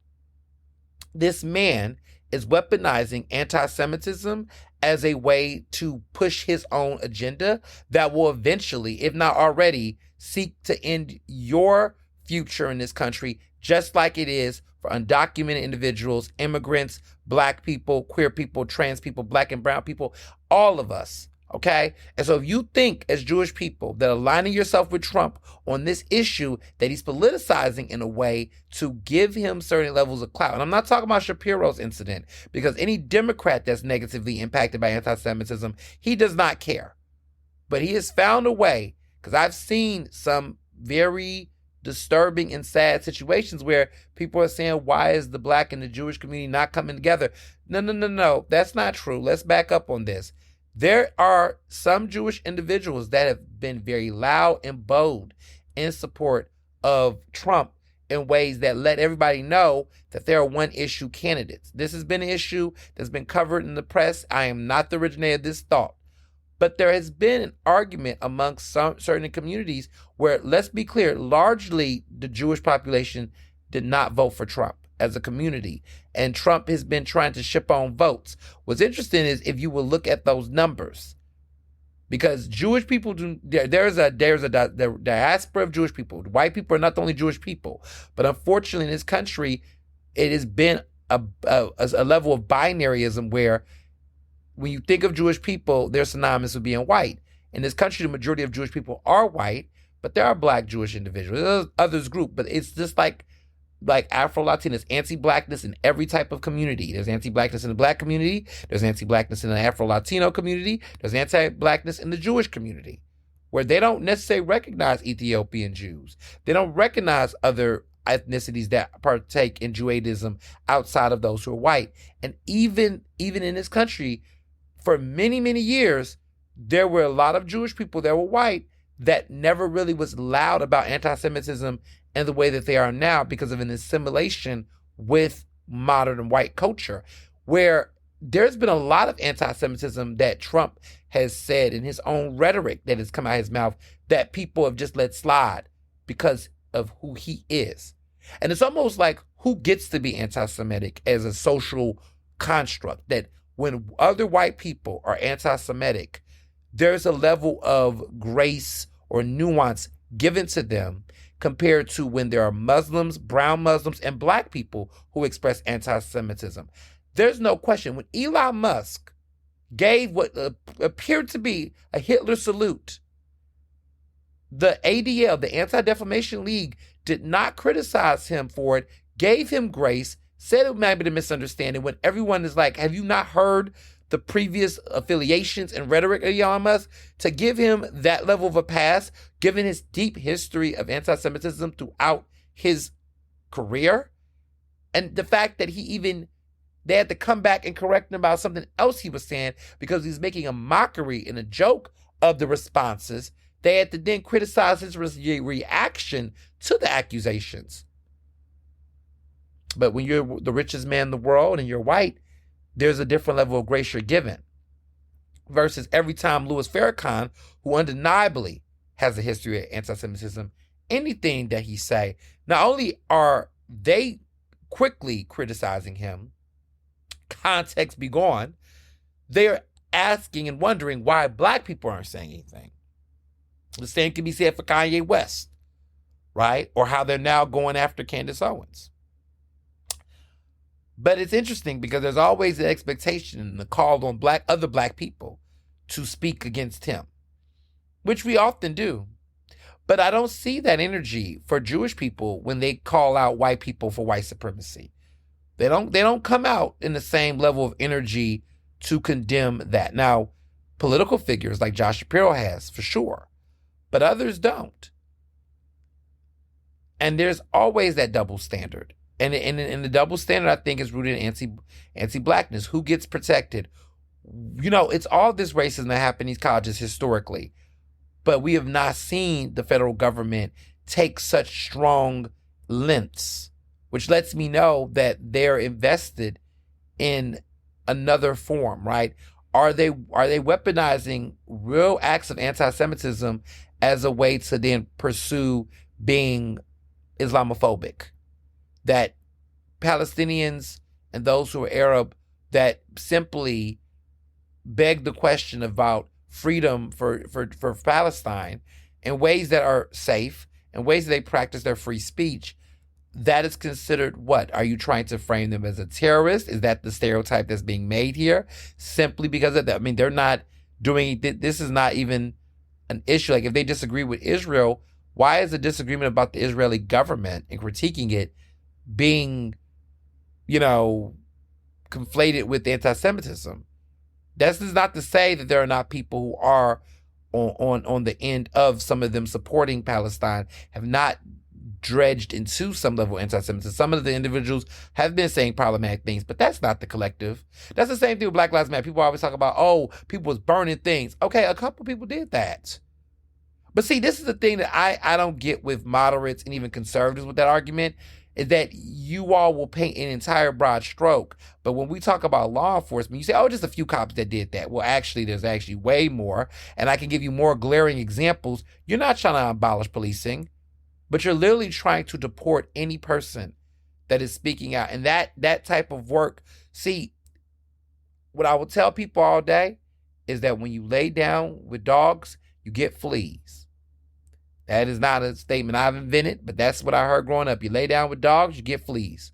And so to moderates, to Democrats, to liberals that get into this bed with the far right, with the conservatives on these particular issues, when it comes to your doorstep, you will see how these same people will not keep that same energy, will not be giving a damn about your causes, and will turn around and fuck you over. And I think about, even within the black community, there were some black folks that thought being more conservative and aligning themselves with Republicans was going to give them some level of economic freedom and solidarity. This man has turned around and has canceled all of these DEI programs and advancing them. And it's weird to me because then what is the plan for the Black community if you consider anything that is not benefiting white straight men as being DEI? Like, you don't care. You literally killed DEI. So any Black person that is supporting Trump at this point, what do you have to say for this? Because he's not looking out for you all, actually. So you all were basically pawns. So that's that. The Krasner debate drama ensues. You know, as a time of recording this podcast, they have not had a debate.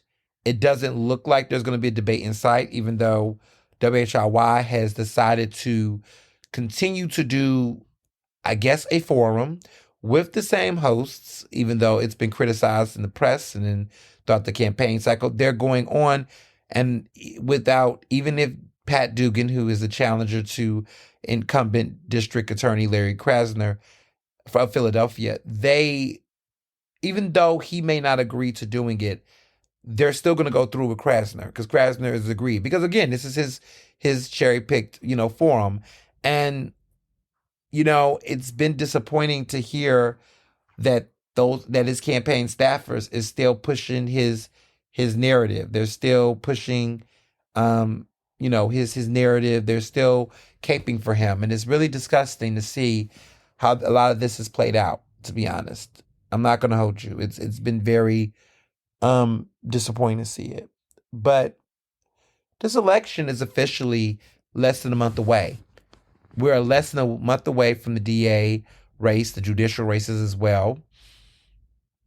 I am, it's May 20th, Tuesday, May 20th is the primary election. It's going to be very telling how this shakes out. I mean, Krasner is likely going to win.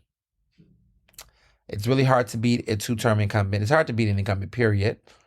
But stranger things have happened, as you can see with this last 2024 election.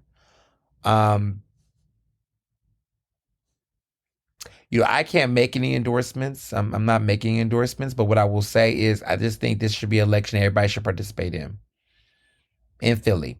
Don't sleep on this race. Vote with your heart and vote with your conscience. I'm voting with discernment. I'm judging character. I'm judging records. I'm judging it all. And I think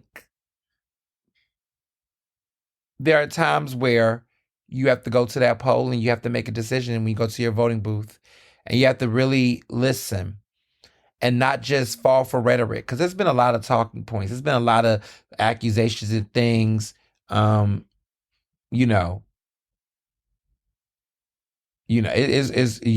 is true. It's very true. It's very true. Yeah, we just got to vote with our conscience. We got to.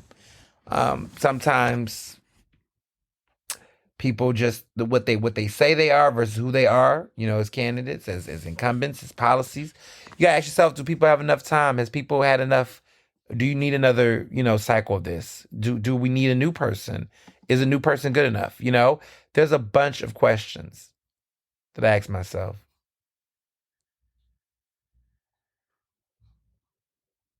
So, yeah. So, and then two other things locally. There was a lot going on locally. The sheriff's office, there's a lot of pop off in the sheriff's office right now. There's been a lot of popping off in the sheriff's office. And what I mean by that is there was a press conference early this week, and the sheriff's office is telling people what their updates are in their office and the status of their office. They're fighting back. And they've made some strong allegations against the Philadelphia Inquirer, some of which I will have to honestly say I could see some truth in. They are claiming that, look, if you don't know this already, the sheriff's office put out sheriff cells. They have a big fat budget. It's a serious multi-million-dollar budget to which they have to put out, I guess classifies before properties that the sheriff's office regulate. They regulate issues that happen with properties that have to get assessed. So there's sheriff sales, people sell the houses, it's all of that. So they have to put the sales and the bids of those houses and promote them in the press. And so they do it in newspapers. And newspapers, get money for that. So it's a lot of money that gets involved. And so they spread it out to various publications, but they have to have at least a publication of general circulation, which means this is a paper that basically has to have enough circulation across the city. And that's who gets what is considered a big contract. Well, basically, the Inquirer for many years used to have that because they were a publication that's in circulation. The sheriff's office has decided to give that contract to Metro, which is the free paper in Philadelphia, which arguably has that general circulation. And even though they're not, they're known, whether or not people subscribe, but through a subscription, they are the mass circulation. They are a mass circulating public population. They're free. They're out in the streets. They're print. They have a website, all of that. So they got that big contract, and that has revitalized Metro Philadelphia in a way that has felt unspeakable. Metro has not really had, when I was writing there, this was 10 years ago. That was the first publication, frequent publication that I was getting paid to write for locally. And it is basically them. And so it is a big deal in so many ways. It is a big deal that they got that check, got that money so fast. I was like, wow, this is major.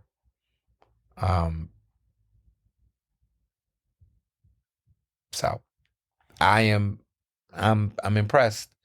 But that being said, Inquirer, the theory has been that the Inquirer is upset, that they're frustrated, that, right now they're cutting, they're in a financial, they're struggling financially. The Inquirer is struggling financially.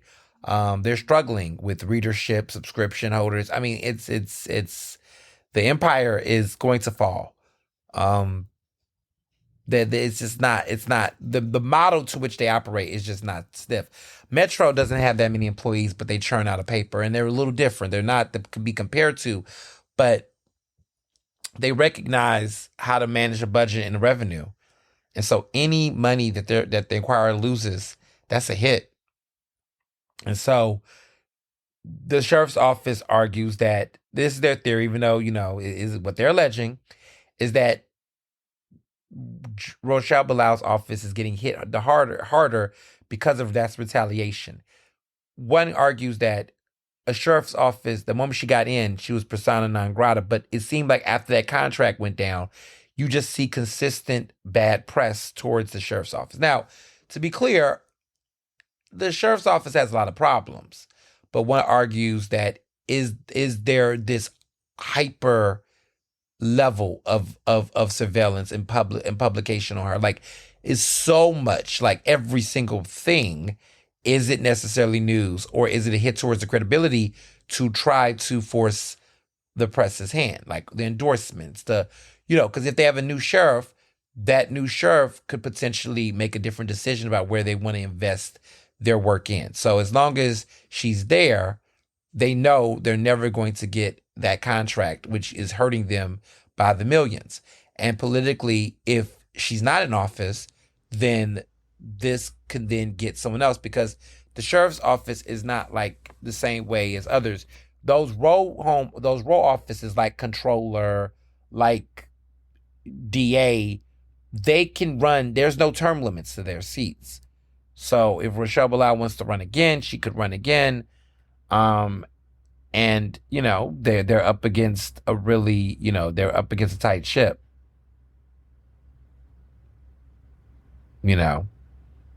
So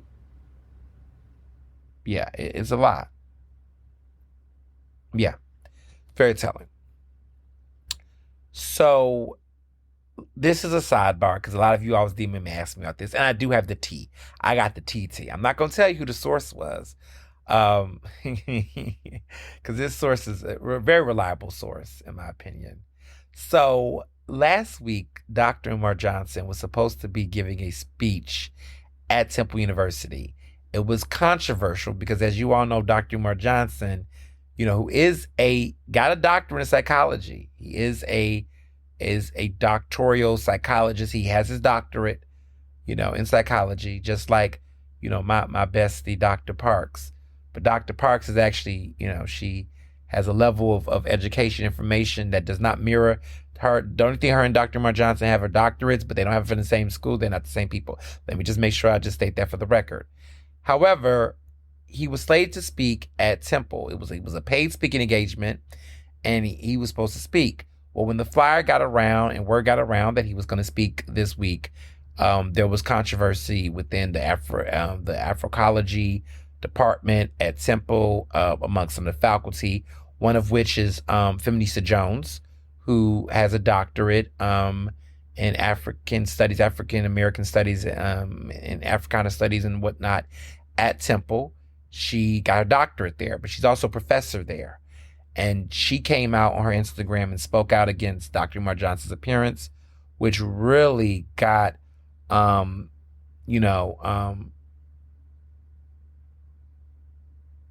it's interesting. So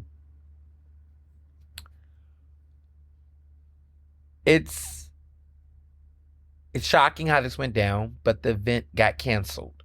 Now, some people think allegedly that it got canceled because of just the protest and the concerns and the folks that was that they were concerned that there was LGBTQ student group that was upset. There was a lot of groups on campus that was upset about this happening. It was in connection with the Temple NAACP, the Black Psychology Students Association, different groups. The department was involved in funding this. Now, I was surprised that the Africana department at Temple funded Dr. Umar Johnson to come. I'm shocked by that, given that for those who don't know who Dr. Umar Johnson is, it's okay. If you don't know, you don't know. It's all right. But he is a man who is known for some very controversial, homophobic ideals. He does not support interracial marriages and dating. He's known for saying Black queens forever, snow queens never. Snow bunnies never called them queen. Let me not misquote that. It is Black queens forever, snow bunnies never. That is his stance. That is not my, that's my quote. I did not make that quote up. That's his quote. That is his term. And he's been pushing a lot of Pan-Africanism. He claims to be related to Frederick Douglass, even though there's been some disputes with that. He claims a lot of things. I mean, he's pro-black everything, but he does have very problematic ideals on queer people, and he's been very vocal about those ideals.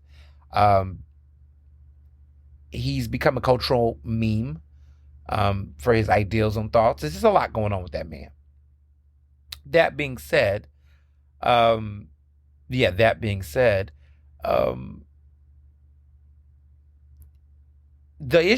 reason why Dr. Umar Johnson is not at Temple and not speaking at Temple is because they couldn't fit a crowd that was big enough for the audience for him. Every time they would create a bigger venue space, and this is from my close sources, that he had an auditorium with 500 people. It sold out. Like each time they had to move the venue multiple times to accommodate the public interest.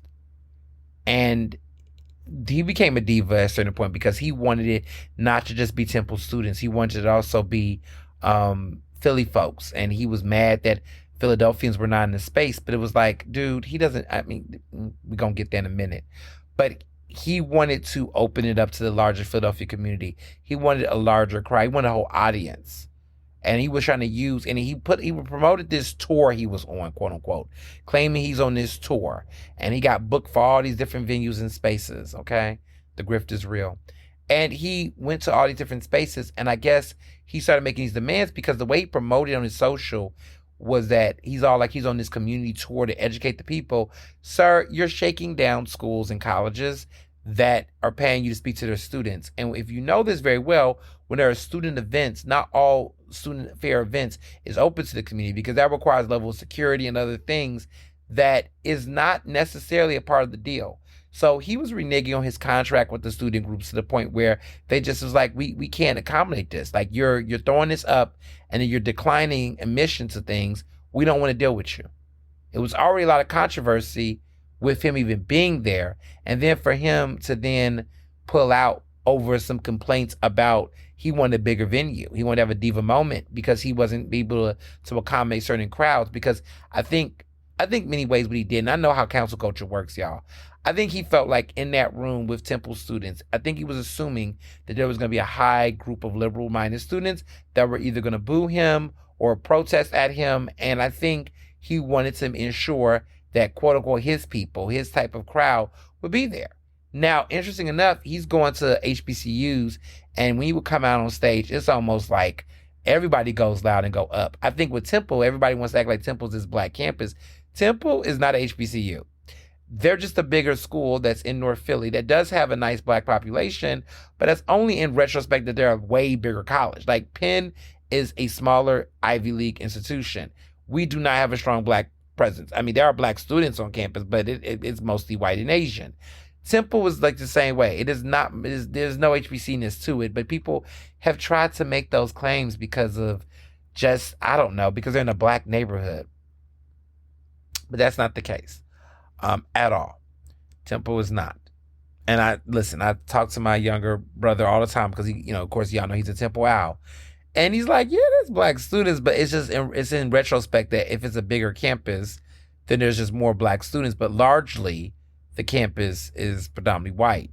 And that shows up in different ways in their departments and things. But I think it's because of the neighborhood. When you are in Temple area, what they want to call Temple Town, but it's North Philly over there on Broad. If you pay attention, it's because they're in a very, very black part of the city. People think they don't know who's a Temple student, who's a Temple employee, who's, whatever. They can't differentiate between it. And so I think that what plays into this narrative that this is a very black campus. It's just not. It's just that a lot of affluent black folks in Philly that that are successful have went to Temple either for undergrad or for their law degree or something similar. So people just think everybody goes there. I mean, and if you really, on a relative scale, it's just not giving like that. So just wanted to clarify that for the record. So now moving on, the Blue Origin space trip. Everybody's been talking about it. I've been laughing at Gail all day. Gail is hilarious. But Gail's also been trying to defend the trip. Here's my thoughts. Okay, if you want to go to space with some billionaire like Jeff Bezos, go to space, girl. Okay, for 11 minutes, it is what it is, right? I think what's weird to me is the fact that they went to space for 11 minutes. It is what it is. But you all did it with a man who was literally trying to fuck over the world. And you're trying to tell me that you're going up in space. There's benefits to going to space, research, information, and da-da-da-da. I'm sorry, with all due respect, what I will say is that there are some people that find it hard on this earth to give a fuck about other countries around them. And it's really hard for them to because of the situations and circumstances that impacts what is happening in their own neighborhoods, right? Barely their country, right? Let's just even say the goddamn state or even the damn city. Or let's talk about the black. It's hard for them to even imagine an idea around global unity or even national unity or even citywide unity. Hell, because if I'm just thinking from a Philadelphia perspective, there's parts of this city that have massive half and have-nots, and I can't even get people to give a fuck about North Philly or West Philly the way they care about Chestnut Hill in the Northwest. And Rittenhouse, let's just keep it 100. But I say all this to say, it's hard to get people in this city and to get in people in this world to even have a citywide collective agenda But you're telling me that a man who has this much wealth in this country, a man that is this wealthy, the man that has a massive input in the workforce of this country, who is literally not paying people a decent wage, that is literally giving people a hard working conditions, that is literally helping the Trump administration fuel out anti-DI initiatives, that does not have a fucking spine even though he has all this money. You mean to tell me I'm supposed to care about y'all 11 minutes trip to space and how you all are trying to help with space exploration, but I can't get y'all to give a fuck about national exploration. I can't give y'all to give a fuck about the inhabitants of the current Earth that you all live on. So you all got on this billionaire's spaceship at a time like this. See, if y'all would have did this in 2008 when Obama was president, people would have been like, yeah, let's think about space because things are at least getting better. At least better, right? There's a level of optimism. But we don't give a fuck about space. I can't imagine space right now with everything that's happening on planet Earth. You all are talking about space as if y'all think y'all got Earth on lock. Like, oh yeah, Earth is doing fine. Let's see what's on Mars. I'm sorry. Respectfully, I have to say this. And I'm at a point where I can now say this. I really don't give a fuck about space right now. I don't. I can't even imagine Mars. I can't even give a fuck about Jupiter, Pluto, or whatever the new planets are. I don't give a fuck about space. I just don't. I don't. Yeah, I said it. I don't. I don't. Unless you all are creating a program to get these bigots up out of here. Y'all gonna round up, deport the bigots. Okay? Stop sending innocent people to El Salvador. Stop it. Send these bigots out of this country, out of this earth, out of this planet. Okay? Deport the white supremacists. Give them their own fucking planet. So they can all just live or not. Okay? Send them to Mars. Let the good people stay on this earth since you all are exploring. But they just want people to sit. They're upset that people are not feeling it. No. I'm sorry, because here on Earth we got too many problems that you all clearly don't recognize. It's tone deaf. And I'm just a little annoyed with Gail because Gail out here acting like, oh, why people like Gail, you could get it too from the folks. Like you're not exempt. It makes you wonder why Oprah didn't go. Because Oprah knew what it was giving. They couldn't get one super wealthy black woman to go on that trip. None. Okay? None. Miss Johnson did not go. You know, Robert Johnson's wife, she didn't go. His ex-wife, she didn't go. Rihanna didn't go. Katy Perry went. Rihanna didn't go. Rihanna's a billionaire. Katy Perry goes because Katy can't help herself. Is given desperate for attention. She's so desperate to be relevant. She was more excited about this than her flop ass album 143. I'm just saying people forgot about that album. Katy Perry she's just a joke to people. A joke. Like, I remember when she was like that girl. It's just been flop under flop. I feel like everybody universally has been over her antics. Her music career has stagnated. And there was a quote from Kevin Fallon, who's at the Daily Beast. He said, as her music career has stagnated, Katy Perry has projected a mixture of excessive enthusiasm and dire desperation, a combination that can only be described as the most lethal of very online words. Cringe.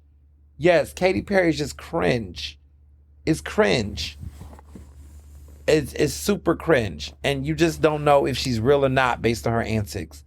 But it's cringe. Bless her heart. Bless all their hearts.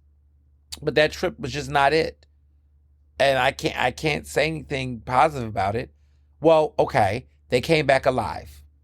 Let's just say that. I'm happy that Gail's alive. I'm happy that all of them alive. I don't want anybody to be dead. That was on that rocket. Let me clarify that. I don't want anybody that's dead that was on that rocket. Some people, anyway.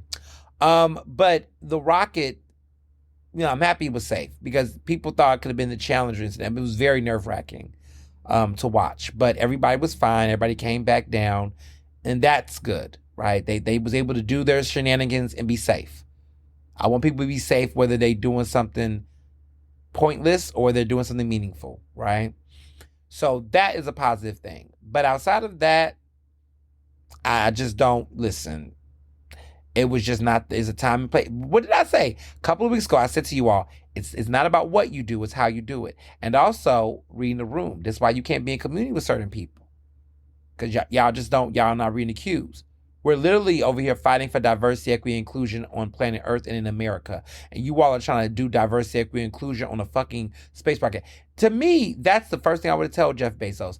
It's interesting how you saw the importance of having diversity of women, right? Women empowerment and diversity on your blue origin, right? So you can see and envision it in space, but you cannot see and envision it on planet Earth. Because I'm just confused. Where is this? How many women you got influential women? How many influential women you have running Amazon? How many influential black women? Like you found a black woman to go to space, 2 actually, but you couldn't envision that reality for, I don't know, your employees and workers. Like, I just find it so much hypocrisy and ego boost and shit. It's just so performative. Like, this just was not it. This was just not it. I'm sorry, it just wasn't. So that's that. So this week's Ask Ernest, I've been thinking about how to use this term. I want to bring it back. And I've been saying it often on phone conversations with friends. And I thought to myself, I have not talked about this enough or have said this term on the podcast in a while. Maybe for people who've just been listening, you subscribers, you new followers, you Ernest stands, we love you. But I say this term to my friends. I'm going to describe the scenario and then before I tell y'all the term. So there's like this phenomenon where certain people, when you go out, and this is, I'm not making it about me, but just talking about it holistically. Like, let's say you have a certain friend group, a certain network. You're in journalism. I'm talking about. You're in college. You're in a program. You work for a company, whatever the case may be, right? And there is a person that there may be some people or maybe a person or whatever who got an issue with you, but you don't even know the person. Quite frankly, you don't have can't even tell you did anything with them. And somebody comes across from you and say, well, oh, I know you and so-and-so got this issue, or you and this got this beef, or you da-da-da. And you're just like, well, hold on. Like, I don't know why this person don't like me or this person has an issue with me. I don't really give a fuck. But you say to yourself that there's a person running around that got an issue with you. And it could be any group. This does not apply. And you're just trying to figure out what's going on. And you just don't know. You're like, what did I do? What is this? What is that? I've gotten to a point of using this term. I've said this for years, but I'm going to say it here on the show, that the term I call is beefing in the head.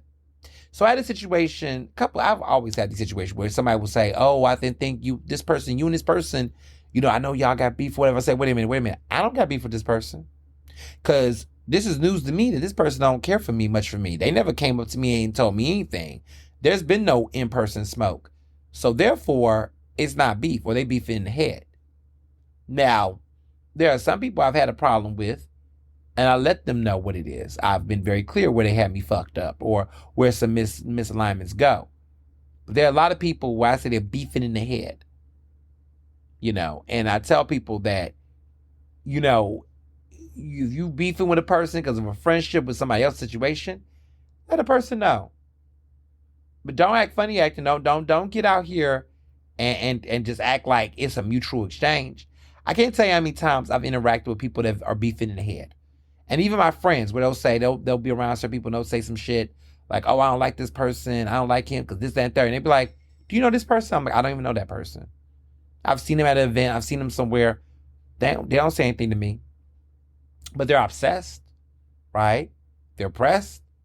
But people like that I don't worry about, because I always tell people, and this happened with a friend of mine recently where they was telling me like, oh, I think this person that works in my organization, I don't think they like me. I don't know what I did to them. And they're thinking innocently about it. And I said, girl, there's some people that just be beefing in the head. There are some people that it is an issue they got with you that has nothing to do with you. You didn't do anything, but it's in their head. I have realized that there are people out here that run around talking about they got smoke with me, and they don't have smoke with me. They have smoke with me in their head, but none of this is an actual issue. First of all, you don't want a problem with me.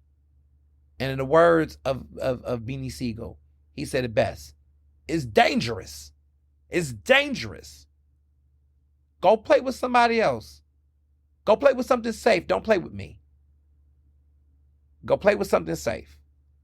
Because I have told certain people, I was like, listen, you don't want to have beef with me. You don't have beef with me.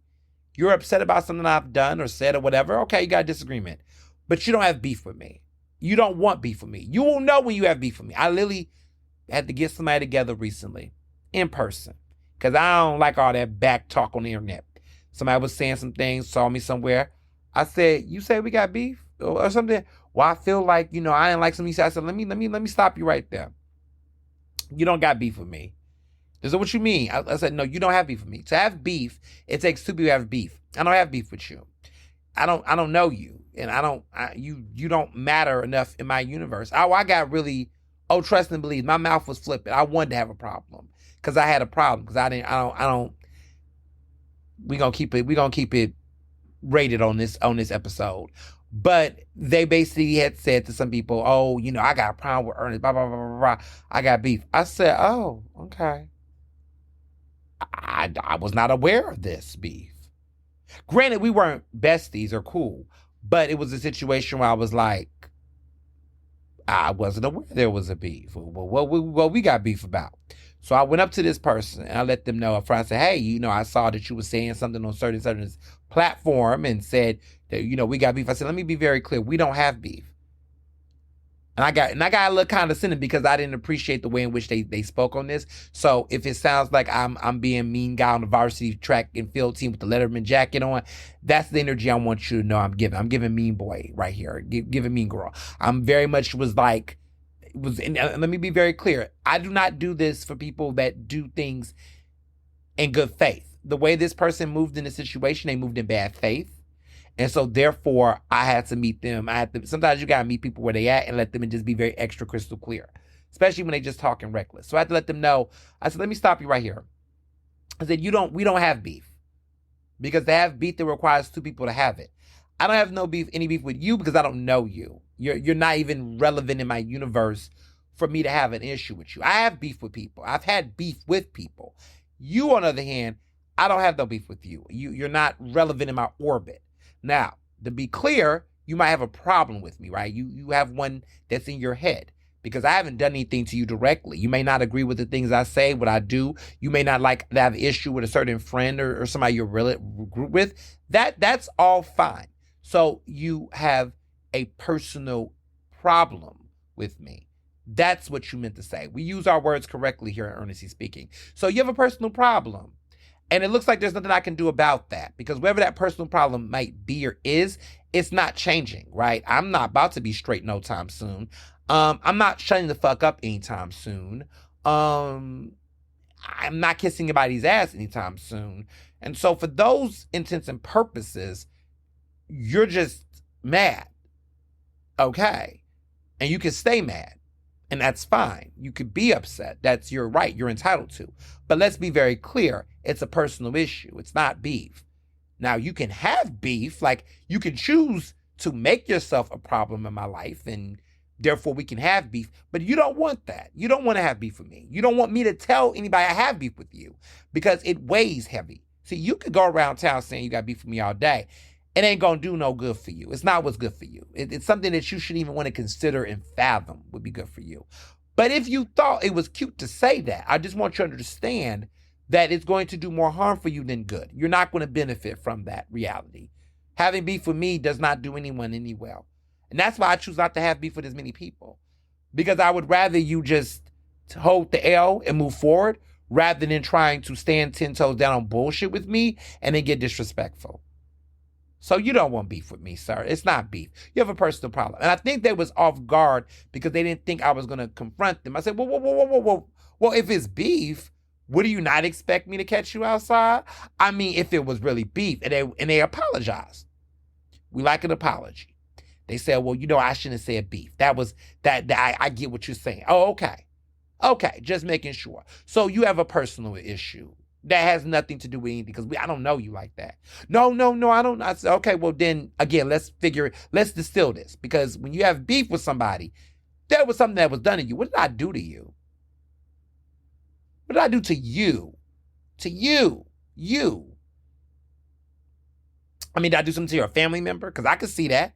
Listen, if somebody harms or try to disrespect anybody in my family or anybody, friends or close friends, okay, then I got a problem with you.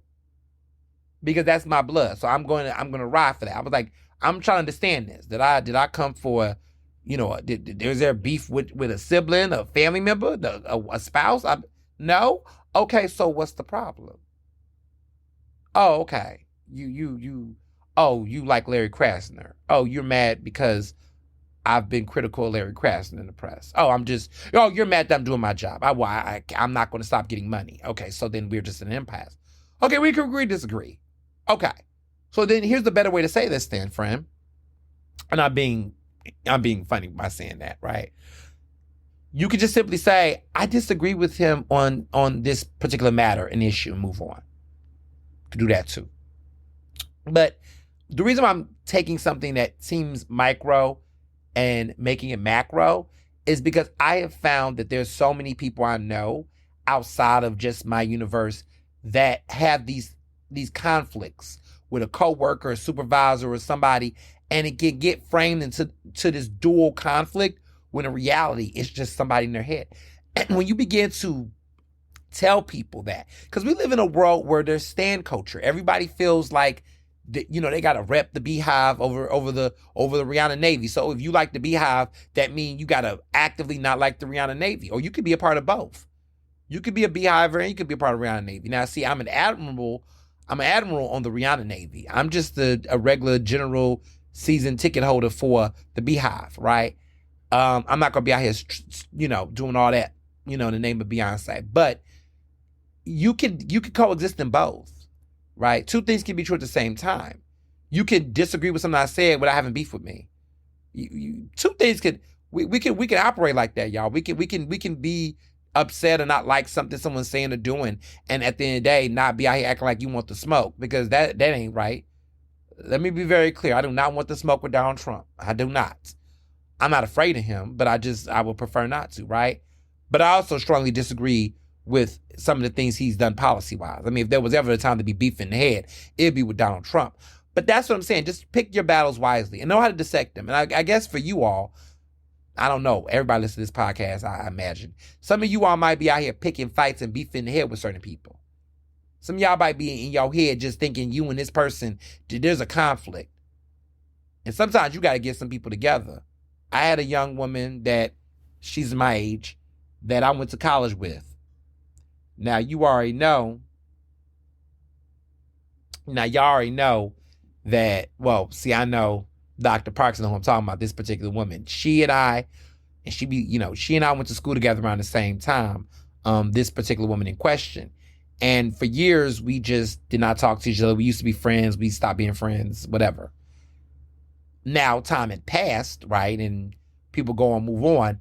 But it'd been years, and there was just a beef in the head. There was just a imagining of things. Like anything I said or do, she was envisioning that it was about her. And it was just not. Like I hadn't moved on. Like I was like, what are we talking about? But just was beginning to formulate a feud based on nothing that was actually confirmed, never ran nothing by me, but just created a narrative in her head and was using it to drive why she was pissed with me. To the point where she didn't remember why we stopped being friends. And it had nothing to do, the gag was, it had nothing to do with her exactly. It was about a side she picked, an issue that I'll be candid about. Another friend of mine, who I went to college with, was sexually assaulted by somebody that we all knew. Sides were drawn. I stood by my friend because I believed her. She was a victim. I stood by her. A couple other people that was in that circle did not.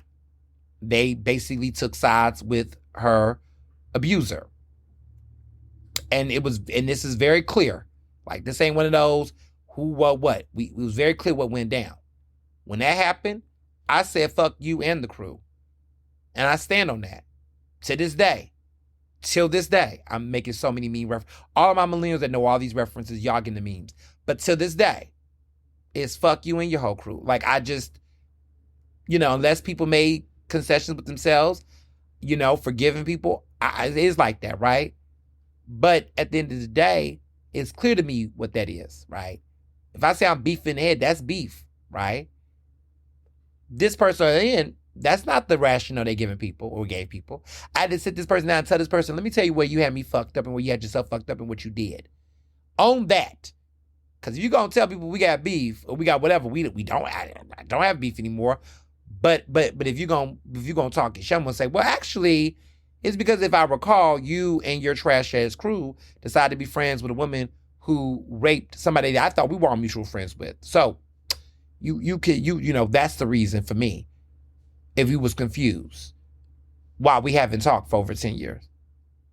Just in case you was beefing head. See, sometimes you got to name it. You name it like that, people go, I'm like, am I wrong? Where's the lie? Show me the lie. That's why it's just important just to be quiet. That's why you don't want nobody to come around town telling you, I heard you beefing. Because then you're going to tell somebody the real truth and they're going to go, oh, shit. Let me tell you something right now. Anybody in Philadelphia or around, right, that are saying, oh, I got beef with Ernest, please, come tell me. I will tell you if it's true now. I'll say, no, that's not beef. They just mad because I saw them out cheating on their wife the other day. I'll just keep it 100. I'll just say this is the reason. It's not beef. Not beef. Oh, they beefed with me because back when I was single, they were trying to holler at me at City Hall and I wasn't interested in them. And then I stayed in the city and got married to a man. They got married to a woman and they mad because they can't live their best life with me in their dreams. Like, I've said it. I've named it. Like, I'll just name the thing. Oh, they mad at me because they tried to holler at one of my homegirls and they basically showed their ass as a narcissistic, verbally and emotionally abusive dickhead. And they're mad because I don't fuck with them either because of what they did to my homegirl. And I'm just gonna rock with my friend. They're not beefing with me. They just beefing head. They just petty. And that person could also be your frat brother at the same damn time. Could be anybody. So I just say all this to say, use your words wisely, people. You use your words wisely. A lot of things is not beef. Not in the way that I see it. Sometimes things is just fucking tilapia. It's irrelevant. It's not good for you. And you just skip it on by and go for the salmon. Some things are just not beef. Some things are just tilapia. I'm not having beef with this many motherfuckers. I have tilapia with a lot of people. Okay? It's irrelevant. It's petty. It's cheap. It's not real. I'm describing tilapia. But I'm also describing the situation. It doesn't really hold any value. It just is pointless. Tilapia is pointless to me. I hate tilapia as a fish. It is the worst fish to me. Don't ever give me tilapia. I will never pay for it. I will never eat it. I don't care if it's free. I will not eat it. And so when I tell people I don't got beef with this person, I have tilapia with them, it is not important. It is. Some of y'all want beef with people so bad when y'all really got tilapia with them. I'm just gonna name it like that. It is not. It's for a lot of people that want to make this a more sophisticated feud. It's not. And that's just that on that. So moving along with movies. I told y'all Sinners was great. Told you. Been told you Sinners was great. A lot of y'all been racing to the IMAX to see on the screens and all that stuff.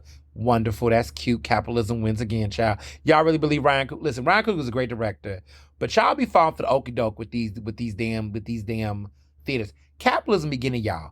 I'm gonna get y'all. Do I want to bust a bubble as a see? I'm a cinephile. I will keep reminding you all that I was literally one course away from having a minor in cinema studies at Penn. But for whatever reason, I was just like not going to file the paperwork, not do it. But I took so many cinema studies courses that I could have literally been a minor in it. So I know a lot about movies, and it was great. It was a ROI. Taking them cinema studies classes allowed me to write some really great pieces and work and do journalism on film and pop culture. So I will never sleep on that. Okay.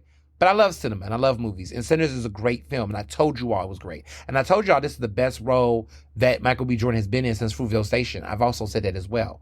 I mean, I guess he can act when Ryan Coogler puts him on the screen.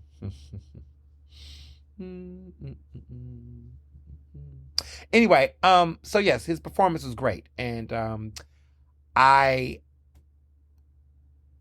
thought that performance. I mean, he's playing two characters, and it's just great. I mean, it did well at the box office. Got already $45 million at the box office, which is great for an original film. We have not seen anything like Sinners on the screen. I mean, Ryan Coogler does this big one. I'm not putting out any spoilers or anything like that, but it's just a very interesting genre film. I'm happy that Ryan Coogler was able to prove that Jordan Peele is not the only black director that can do a scary film. He's got a new film coming out called Him. It's coming out later this summer that's highly anticipated. I saw the trailer. I don't know what to expect, y'all. I don't know what to expect. This is weird. But Sinners was interesting in a very compelling way. But I thoroughly enjoyed it. I really did.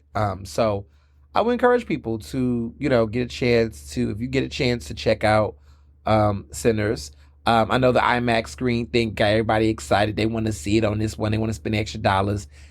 Listen, however you want to see the film is meant to be.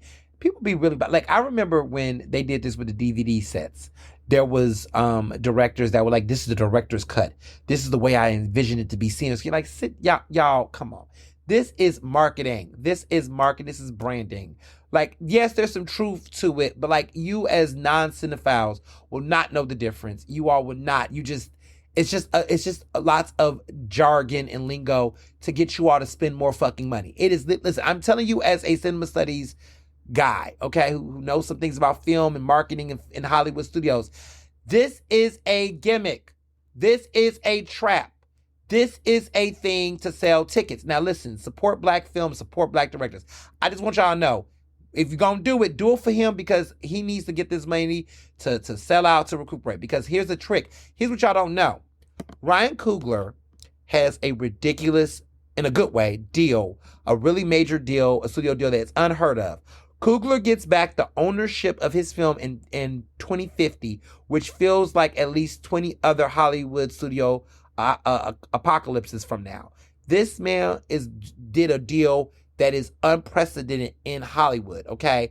I've never heard in my history that a actual director, especially a black director, this is unheard of, but a director will in time get back in his deal the ownership of his film, the total ownership, which is what Hollywood studios never do that, because let me be very clear. Hollywood studios do not do that because of licensing, merchandising, franchising, like sequels and remakes. I mean, they own the works. This is what keeps Warner Brothers and Disney and these places alive. Their intellectual property. You direct the film, we pay you to direct it, goodbye, right? No, this deal, he's getting paid to direct it. He's also making money off of the upfront box office. This is a very unorthodox deal. And so many people think, some Hollywood types think that it's dangerous, and it could be the end of the studio system. Because, studios benefit from having titles. If they start letting directors get the Ryan Coogler deal, I don't know what's going to happen. Because basically creative artists are saying, we want our rights to our film. We'll lease the film out to you for a couple years, but then it comes back to us. That means that for 25 years, they only own this film for 25 years. So if they want to be a Sinners remake down the road by 2050, we don't know. And Ryan Coogler will own the property. And to be clear with you all, for those who've seen the movie, I'm not going to give a spoiler alert. This seems to be in alignment with the film's whole overall inception. So Ryan Coogler is going to be 39 on May 23rd. He's going to be 39. So let's just say a rough estimate. Ryan Coogler will be 65 years old when he will own the rights of this film. He'll be 65, or 64, roughly 64, 65. That is the age of retirement, right? Most people retire at 65. That man's going to have the residuals, the total complete trademark of Sinners in the residual. And honestly, like for all of you that like to talk about generational wealth, yeah, this is what generational wealth looks like when you have money and you have access to capital in this way. That's generational wealth. Like his children and his children's children will benefit off of the value of this iconic film. And it looks like it's going to recuperate some serious box office money, but who's done that? Like, that's, yeah, it's fascinating. It's fascinating. So, yeah, I think Sinners is doing great, and it's special because right now there's been a lot of criticism. Wall Street Journal did a big story saying, quote, Hollywood is cranking out original movies. Audiences aren't showing up. So they're saying that new movies based on fresh ideas are fizzling at the box office. I have a theory about this. There's been a lot of movies that have come out, right? A bunch of movies. Mickey 17, The Alto Knights, Novocaine, Fly Me to the Moon, Red One. Did anybody hear these movies? Horizon, An American Saga, Chapter 1. Megalopolis. Anyone heard these films before? Drop, the movie called Drop. These movies, there were box office flops at the box office. And these are all original movies. And there was a lot of critiques. And even me, you heard me say that I'm tired of going to movies and seeing a bunch of spinoffs and sequels. But the issue that no one's addressing is that all these original movies that are flopping are with predominantly white casts. They're not diverse. Because the irony is, if you want to know about original movies that have been doing good, One of Them Days, which isn't my favorite Issa Rae production or anything like that, but One of Them Days was a box office success. It was low budgeted, but it did well, and it made a profit. And it had Keke Palmer and SZA in it, and it was an original film that did well. Okay, Sinners looks like it's on its way to doing well and not flopping. Ryan Coogler film, original concept. So there is room for creative new ideas. There is room for original films, but you just got to make them more diverse. Like, nobody wants to see, an original corny film with a all-white cast in 2025 that's not talking about anything. It's interesting, Molly Ringwald, who was in that famous, iconic Breakfast Club, she said she doesn't think The Breakfast Club should be remade. She doesn't even think The Breakfast Club, as it is, or inception, would fit in 2025 with an all-white cast like that in this day and age. She just thinks that it was a moment in time. Like, The Breakfast Club was a film that was a relic of its time, that was reflective of the society we lived in at the time. This was the Reagan era. There was a certain level of whiteness in Hollywood and cinema, and that was the Brat Pack. Like, we don't have that in this day and age. Like, no one wants that. That was a relic, and it made sense for the time it was in. It's not to say that you can't appreciate The Breakfast Club, but it's also a sign of, like, let's look at what's happening in the world and recognize these relationships and these dynamics and put it in full context. So, yeah, that's where I'm at with that. But in other news on Broadway, Leslie Odom Jr. returns as in his iconic Tony Award-winning performance as Aaron Burr in Hamilton.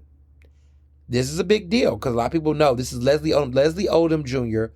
won the Tony for Best Lead Actor in a Musical 10 years ago. Well, he won in 2016, but it was 10 years ago he played this role. Hamilton is celebrating its 10th anniversary this summer, and Leslie Odom Jr. is returning back for this performance. Now, for a lot of people that's surprised, you might have thought, well, isn't the lead role Alexander Hamilton played by, the Lin-Manuel Miranda? Yes, it is. He was the lead role, but there were two lead roles, Aaron Burr and Alexander Hamilton. And I remember at the time when I was looking at previews for Hamilton, because I had not seen the original Broadway cast on Broadway. I did not. The way that people are showing up for Othello right now, that's how they were acting for Hamilton. You couldn't get tickets to go. After Obama went and loved it, everybody loved it. You could barely get tickets to go see that show. I have since seen Hamilton, in various, I've seen it like 3 times. I think I've seen it 2 times or 3 times. But I have not seen it on Broadway. I've seen it elsewhere. I've seen a national tour when they came to Philly twice, and I took my younger brother to see it. He's, remember I said there's like the mainstream Broadway shows? Hamilton, of course, is one of them. Book of Mormon, Chicago, The Lion King, some shows that you just have to take people to see. So he saw Hamilton. He liked it. He thought it was cool. Y'all know I have mixed thoughts about Hamilton just because of the way that they did the cast. is still in the music. But talent nonetheless, right? So I had mixed reactions to this Leslie Odom announcement. Part of it was the good news is like, yes, he won. He beat Lynn for lead actor, which I thought was deserving. If you see Hamilton, you know the real star of the film is Leslie Odom Jr.'s character. And if you haven't seen his performance, you can see it on Disney Plus. So I've seen Hamilton on Disney Plus with the original Broadway cast. And I was more moved and more in awe of Leslie Odom Jr.'s performance. So, and he's also a Philly. He's a Philly guy. You know, he went to college in Philly. Not college. He went to high school in Philly, Central. He's also Oscar nominated. He's, all around good guy. I think he needs to get an Oscar to complete EGOT, but he has an Emmy, a Grammy, and a Tony. But he doesn't have an Oscar. He's missing an Oscar. And once he gets the Oscar, he will have EGOT. Just like Cynthia Erivo, she needs an Oscar to get EGOT too. But we're rooting for Leslie Odom Jr., okay? So, yeah, he's an interesting fellow. But the bittersweetness is that what that tells me is I feel like he's going and doing this because he's going to get some money. And his career has had some, I want to say ups and downs. I don't know if the word is downs, but I do feel like he's 43 years old. He went to Carnegie Mellon and got his BFA. But he went to, oh my goodness, he did not go to Central, y'all. He went to Masterman. My bad. He went to Masterman. Fact check. We do it in real time. He went to Masterman for middle school, and then he went to the Philadelphia High School for Creative and Performing Arts. He went there for high school. Philadelphia High School for Creative and Performing Arts. So people would consider that Kappa, which my good bestie, oh my God, my girl, well, she can sing her ass off too. Nina went to Kappa. My good friend Nina went to Kappa. He went to Masterman for middle school, and he went to Kappa for high school, and Nina went to Kappa for high school too.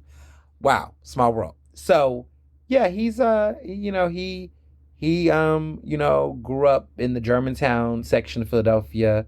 He went to Canaan Baptist Church. Yeah, interesting guy. Interesting fellow.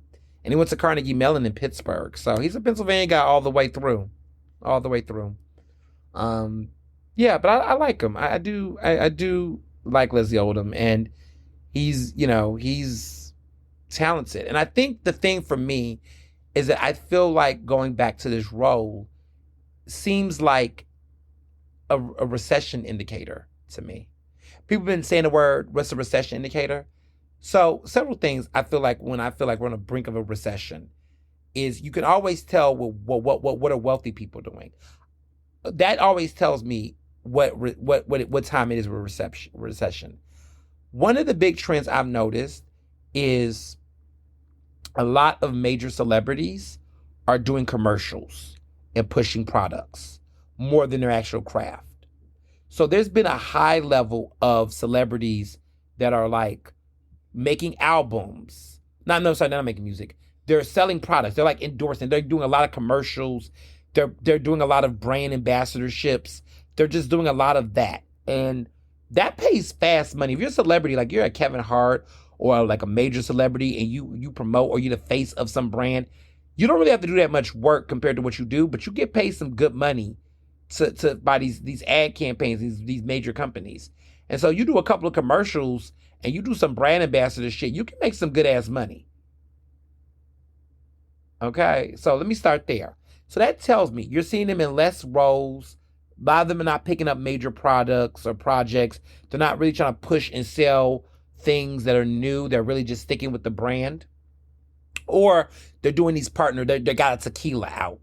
They got this out. Even Hollywood stars, when you see a lot of movie stars go on Broadway, or they're doing a lot of TV programs, not doing big studio projects, that's also a recession indicator. Like they're taking safe risks. They're taking safe bets.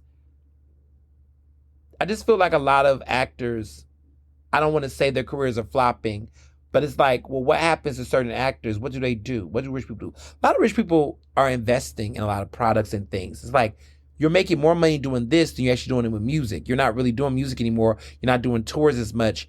Only a few can do that, right? Like Taylor Swift and Beyonce are one of the few artists we got that can go out and make money holistically as an artist. Now, they still got their products. I mean, Beyonce cannot stop selling her hair products to us.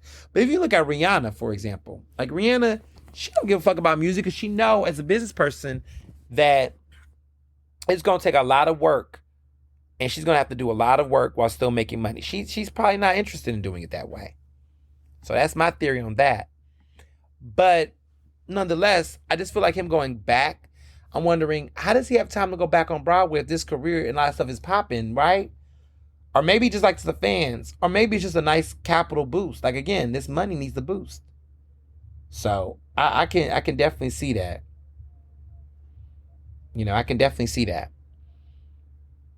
So, music-wise, I must speak on this.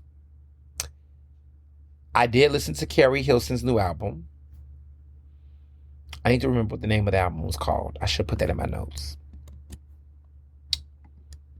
I have some thoughts about this new album. It's called We Need to Talk. Love. It is the third studio album by Carrie Hilson. And what's interesting about it is that she hasn't had an album in 15 years. This is her third studio album. Like, this is crazy. Like, we need to talk about love, right?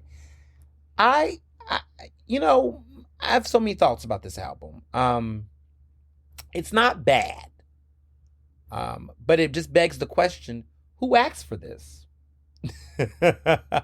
I don't know if I was waiting 15 years for this. I don't know if this was worth the wait. Like, some people might be wanting a Lauryn Hill album, and it's been 25 years? It's been nearly 30, about to get close to 30 years since that album came out. At this point, we all recognize it is a wrap. Even, half the time, Cardi B, we waiting for Cardi B's album. The Lies. It's been 8 years or 6 years or some shit since this album came out. We, maybe shoot. It's been 7 years. It's been 7 years since Invasion of Privacy. Rihanna's album, it's been nearly 10 years, okay? It's going to be 10 years. Yeah, it's been 9 years. Some stuff you just have to just say, you know what? So that being said, if I've been waiting 7 years, 9 years for Rihanna, I don't think anyone was waiting 15 years for this album. Again, it's not a bad album. I just don't think, I don't know. Maybe she just wants to make music. That's fine. Maybe that's just what it is. I don't necessarily know if there's a tour. I don't know. Maybe she'll do smaller venues or something like that, perhaps. But it wasn't bad. It wasn't great. I'll give it a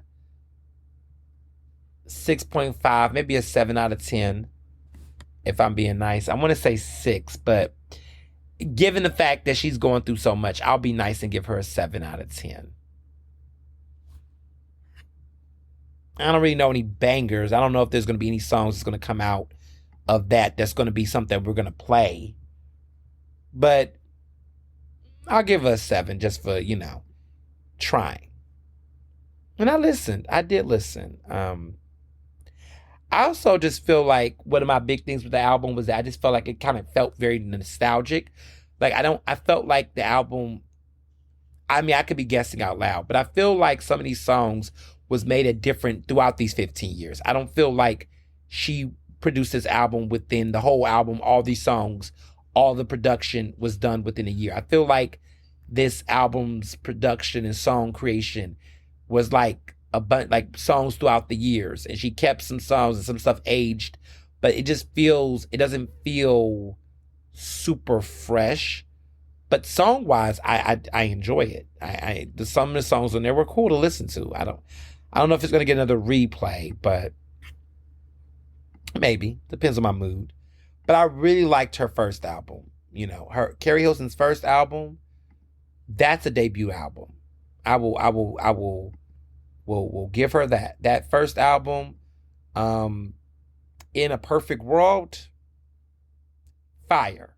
No Boys Allowed, that was just, I was not crazy about that album. In a Perfect World, that was the album for me. Yeah, she did her big one. And people forget, Carrie Hilson was nominated for Best New Artist at the Grammys. And she was also nominated for Best Rap Song Collaboration for Knock You Down at the 52nd Grammy Awards. And that was back in 2009 when that album came out, and the Grammys in 2015. So it's been 16 years. 16 years. No Boys Allowed. Her second album came out 15 years ago. So it's been a minute. Yeah, it's been a minute. Many of her biggest singles, Turning Me On, came out in 2008. So technically it's been 17 years since she dropped some of her big singles. Which is why this whole talk of beef with Beyonce nonsense, like, girl, that shit was 17 years ago. You gotta let that go. You could have had a whole kid by then. That kid would have been an adult. You got an adult age beef with somebody. Like, girl, the beef just lasted longer than her career when she was active in the industry. But I digress. I digress. It's yeah. So, moving on to TV, there was the season finale of Abbott Elementary, which ended on a very high note. I don't want to give spoilers, but they had the Please Touch Museum, and there's some interesting cameos. And yeah, it was good. It was a great finale ending. And man, I just really wish, again, in a perfect world, that Abbott would win the Emmy for Best Comedy Series this year. Like, I feel like there's been no comedy series that were good. I know Hacks is about to be on their big one. Hacks has returned, and so I know they're going to suck up the Emmy voters and do it. I mean, Only Murders in the Building, a lot of people have been falling for that show lately. But I just feel like Abbott has been consistently strong. This has been consistently good. And this season, I just really would love for Janelle, who plays Ava Coleman, that she could get some love. Janelle James as Ava Coleman, this season I feel like was definitely Ava's season. Tyler James Williams was actually super strong this season too. But I really, season 4 was just, it was, it was good. There is they just really brought the fire this season. Season 4 was great. And there's going to be a season 5. So, yeah, they're just going. They're coming strong. It has not gotten corny yet.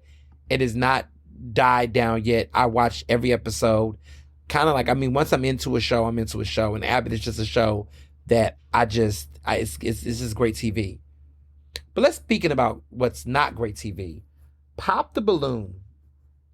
So I waited because I knew some people was wanting me to talk about it. I said, let me watch 2 episodes. Let me watch 2 episodes before I can, figure it out. Y'all, this Pop the Balloon on Netflix. Send it back. I know that the founders and creators are getting a bag, but this is what gentrification looks like. Like, they took an internet sensation and turned it into this very corny show. The reason why a show like Pop the Balloon, and let me explain it, because some of my Gen X's and some of my, I might have some boomer listeners. So let me explain this and break this down. Pop the Balloon is a black couple created this.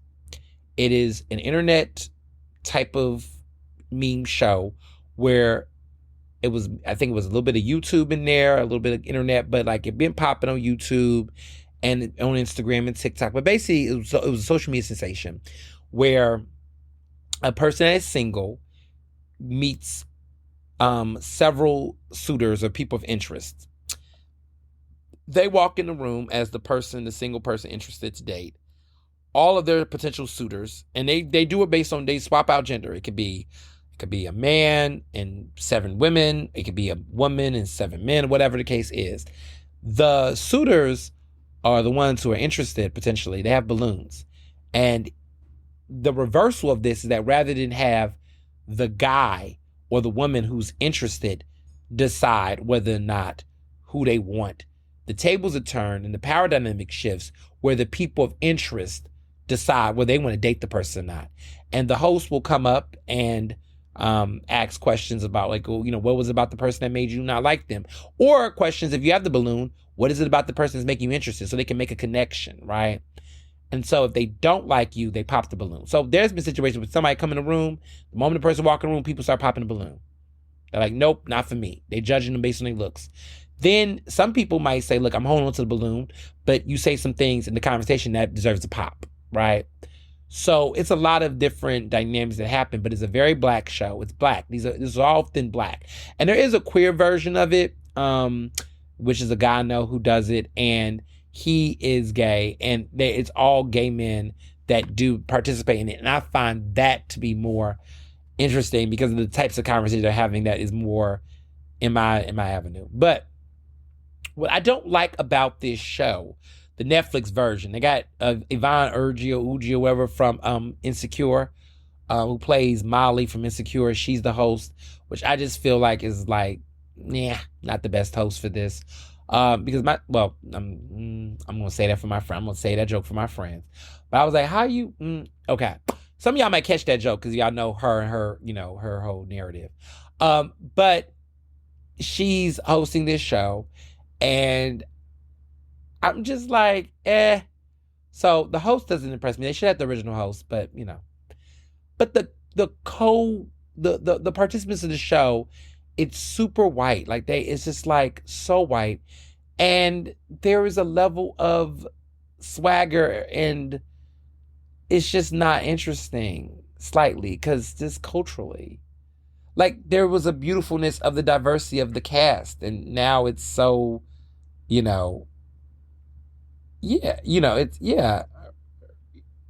just a lot. And I find that, I find that to be very telling. But also, and I feel like that was Netflix. They just had to, deviate from the script. But the one thing that also irked me, and a lot of people are not talking about this, is the look of the people. So these people are attractive, conventionally attractive people. Everybody got a body. Everybody's got some level of sex appeal. They're like either Instagram models or some type of model. And I just find that a little bit of a turn off because I'm just like, well, this is not the type of show that I feel like, this should be taking place. I feel like that's a regular dating show then. The reason why Pop the Balloon worked is because these are regular people. I mean, some of them are, model-esque attractive, but these are people that you didn't know. Like everybody that participated for the most part were regular average people, from different shapes, sizes, skin complexions, hairstyles. And so that's what made the show fun because it was regular people being frank and blunt. I feel like this show just comes off a little bit scripted. I feel like they all trying to find like these catchphrases. They're all trying to, one up each other. Like it's very cringy and cheesy and just takes away from the authentic feel of what the original show felt like. I feel like some shows work with a low budget. Some shows work in the authenticity of it all because what we don't get in the hyper graphics that this show, Netflix show has, we get in the quality of real one-liners and real people reacting, their facial expressions, the stuff that come out their mouth. Like it just feels more, I don't know, just a good show. But the Netflix version just sucks everything that makes the original show great. And for that, it's a chop for me. It's a chop.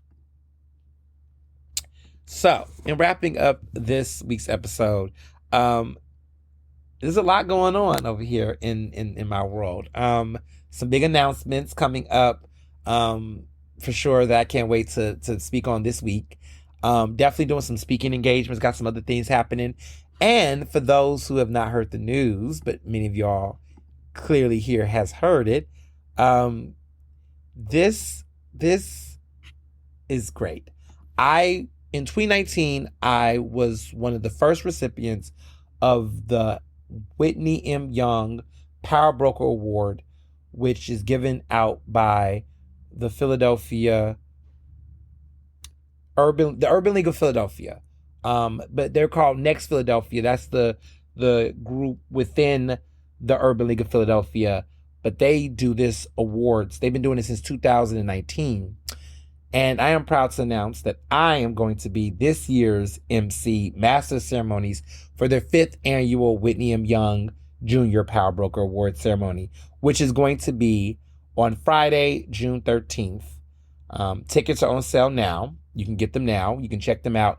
If you go to my Instagram page, I share a post with them when they announced that I was going to be the MC. And so it's pretty cool. I emceed the event, and now I was a recipient of the award. I go from recipient to the host of this program. So I am just touched, honored, and very excited to be able to do it. I always joke that like I can host some things. Clearly, I host a podcast, but they brought me on board to host this show. So let me just, it's Black excellence and all that, but y'all know my mouth. So we'll have fun. I'm gonna have a lot of fun hosting, and tickets on sale now. If you would love to go to a great event to celebrating these incredible achievements of millennial and Black millennials and young Black professionals doing their thing, but it's been a great time. So I'm excited about that announcement coming out.